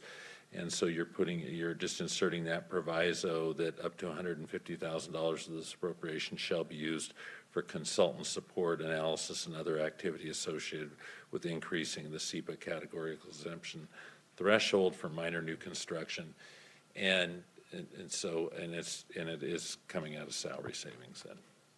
Thank you. This item too is financial neutral. It doesn't spend any new money. This is already appropriated dollars, but allows this to be completed within existing budget authority. We discussed this at study session, but for those who weren't able to participate then, this is important analysis to advance a priority in our adopted housing action strategy that helps us reform our regulatory procedures to make home building a little faster and a little cheaper. So an important item that's identified in our housing action strategy. Are there any further questions or comments about this amendment? Not seeing any. The vote is on adoption of Council Amendment number 5. All those in favor say aye. Aye. Aye. Opposed, nay. The motion is adopted. Mr. Bouquet, are there any other amendments? There are no other amendments. Thank you. Before we go to a public hearing, I'll turn to our finance director to see if there's any comments on behalf of the department or the executive. Gary Robinson with the Finance Department. First, want to acknowledge Finance Department's appreciation of the criteria the council used for the amendments that you adopted, and that is for reallocation of funds without there being an appropriation of new funds. Only variant to that, of course, was the additional funding, which we did request your endorsement of, and that is for expenses at Chambers Bay Park, for which there is additional revenue. I will point out also that the Finance Department, in conjunction with other departments that would be acting on the measures that you're adopting, we have initiated work on the contracts to effectuate the changes that you have before you, particularly the work associated with the contract for the Inland Group for the Copper Way project. As we know, that is a deadline for closing of May 25th, and we have close to a final contract that we've been working with the project sponsor on. So with that, I'm available for any other questions that you may have. Thank you. Any questions for department staff? Thank you. Thank you. Thank you, Director Robinson.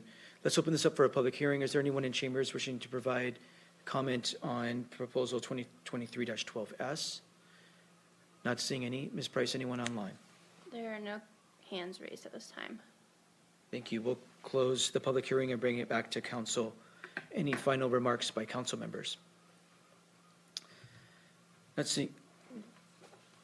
Any final remarks by council members? Okay, not seeing any. I'll just briefly first thank my colleagues for deliberating about this over the past several weeks.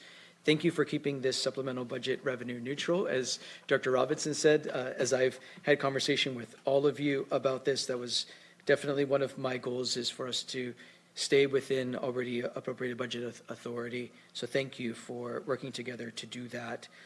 You know, the project that started this, as was indicated, is for us to facilitate an interfund loan to get the dollars out to the Inland Group to do this, our very first funded project for our Maureen Howard Affordable Housing Act dollars. This is a 256-unit housing development in Spanaway that's going to be serving families at 60% AMI and lower. And I say families because a little over half of the units are 3-bedroom units in this 256-unit housing development. Very exciting. That's what started us on this path to do a supplemental budget. I really want to thank our staff at the council, the department staff, when we ask them, how can the dollars don't start flowing from the new 1/10 of 1% for affordable housing until July, and we don't get any real money until the second or fourth quarter of the year. How can we help this project fund? Because they're trying to close their financing this month and put a crane in the sky this summer. The staff went to work and figured out a way to do an interfund loan to make this happen. Not just a little bit of body work. So grateful for the extra effort and all the thinking that's gone into this supplemental budget. With that, Madam Clerk, will you please call the roll on ordinance 2023-12S? Yes. Councilmember Denson. Aye. Councilmember Hinchin. Aye. Councilmember Morrell. Aye. Councilmember Campbell. Aye. Councilmember Cruver. Aye. And Councilmember Aye. Mello. Thank you. Result of the roll call vote is 6 ayes and 0 nays. Thank you. On a vote of 6 ayes and 0 nays, the ordinance is adopted. That brings us to resolution 2023-52. Councilmember Hitchin for a motion. Chair, I move adoption of R 2023-52. Been properly moved and seconded that we adopt resolution 2023-52. Madam Clerk, will you please read into the record? Proposal number R 2023-52, a resolution of the Pierce County Council authorizing the temporary absence of a Pierce County District Court judge to serve as a visiting judge in Kitsap County District Court. Thank you. Thank you. Ms. Long, to brief the council. Thank you and good afternoon. As stated in the title, this proposal would authorize the temporary absence of a Pierce County District Court judge to serve as a visiting judge in Kitsap County District Court. State law does allow this under RCW 3.34140. It allows any district court judge to hold session in any district in the state at the request of a judge or the majority of judges in the one district. On a few criteria. So the visiting judge's district court must determine that the state of business in that court, our court in this case, allows the judge to be absent.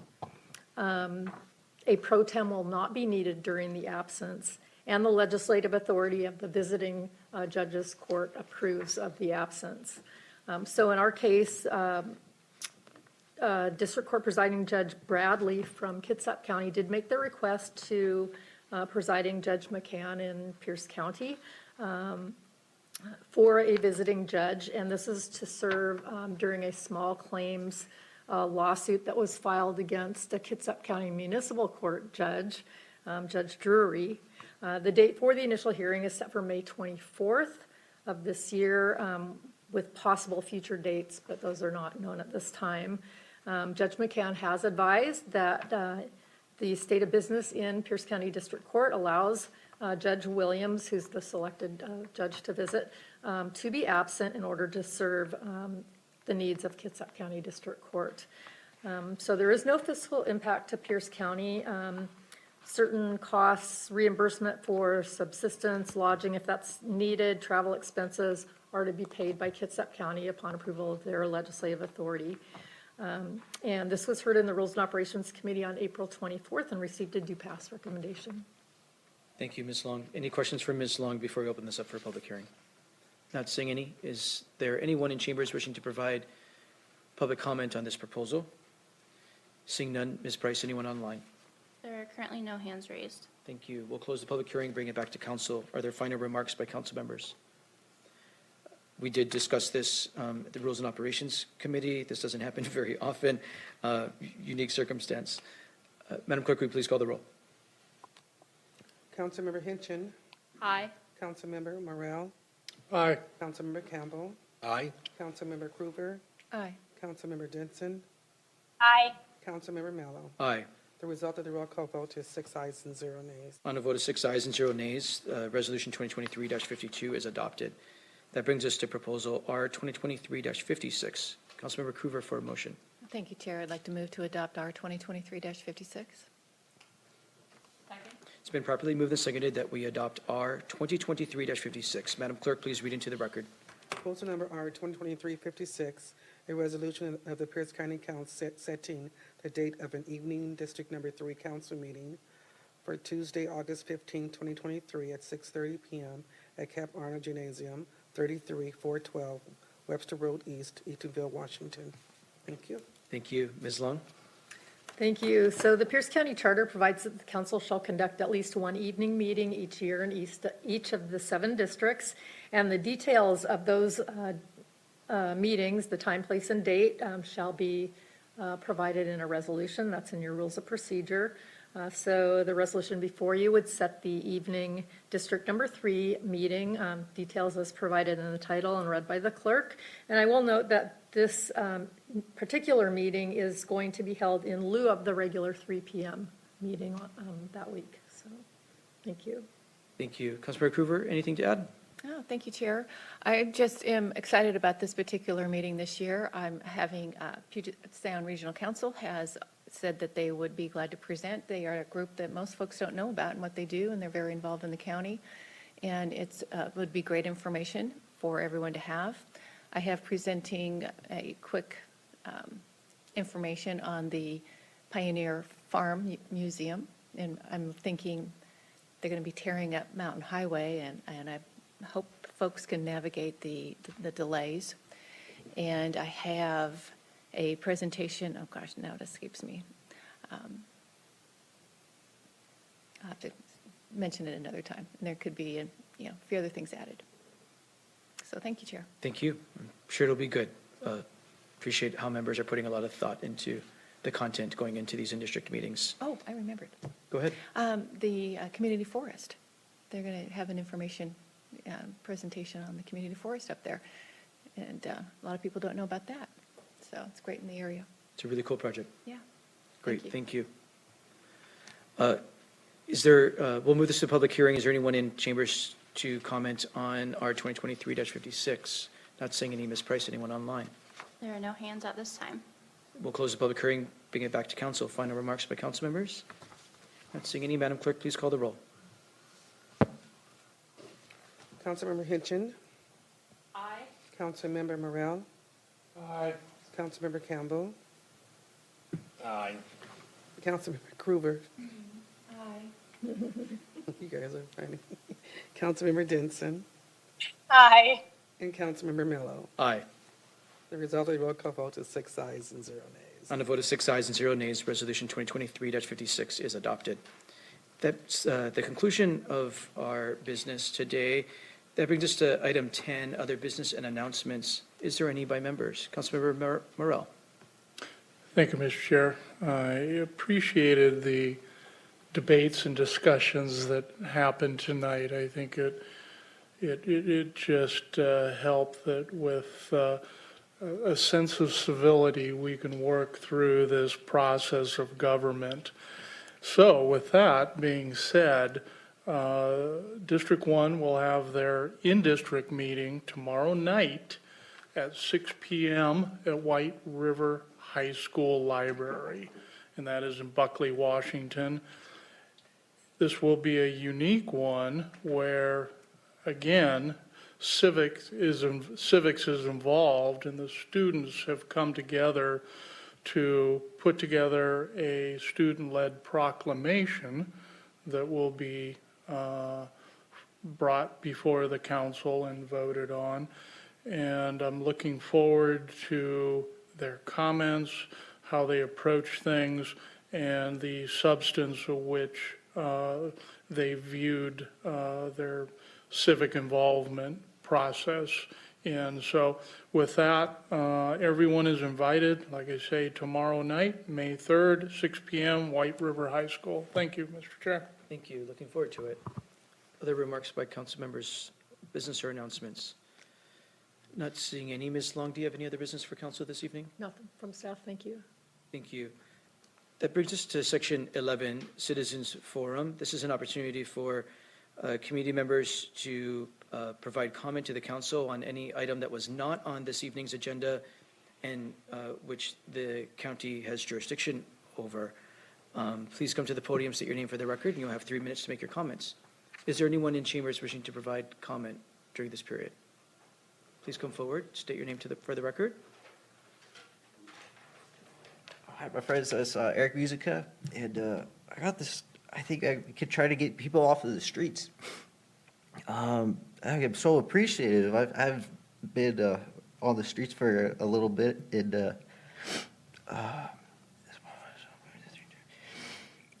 like by Hobie Spencer right there, just to get to school, the guy has to wear 3 different T-shirts growing up, and that's down in Oakland. I can't imagine that. That's crazy. And so I got like let's call it the Free Busa CJ program. These are Hobie. I did a couple months, and the system is really evil right now because like you got the legal debt, and then once you get out, you're in deep with bad people, scary things. But you know, these guys, they're going to end up dead or in jail unless they have a friend that becomes famous and they help them out, or they have their own talents. You know, that's the only way they're going to get out. It's a bad, vicious cycle. It's not good. But I got this from Hobie Benji, and the guy's doing good now. He's doing a warehouse job, and it's at nighttime, a nighttime warehouse job. So maybe for the government, my idea is like we give them they just need government transportation to and from the work and give them a nighttime job. And then it's like they're not going to make a whole lot of money. I don't know how to cap their legal issues and their legal fees and whatnot. But if they have the government transportation, and they could work the nighttime job, at least they're not on the streets. They're not causing problems and all that. So that's something. It did.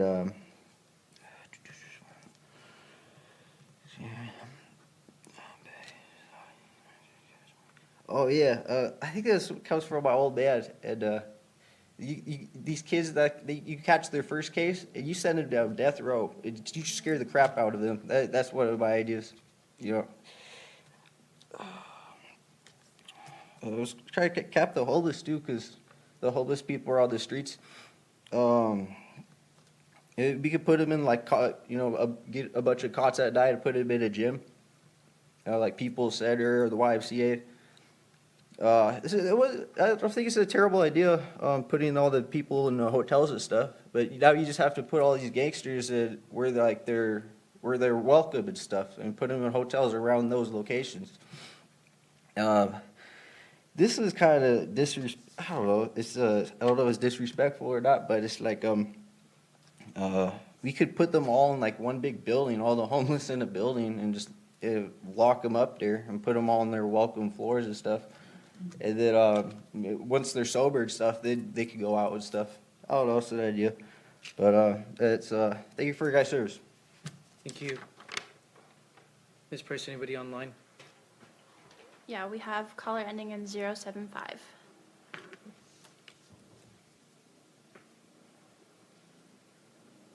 Hi, this is Roxy Giddings. He was talking about warehouses, and I was thinking, oh, yeah. Why are we not putting gardens on top of all these warehouses? I mean, there are so many square feet of surface that I can't even imagine it. I mean, 40 acres of warehouse.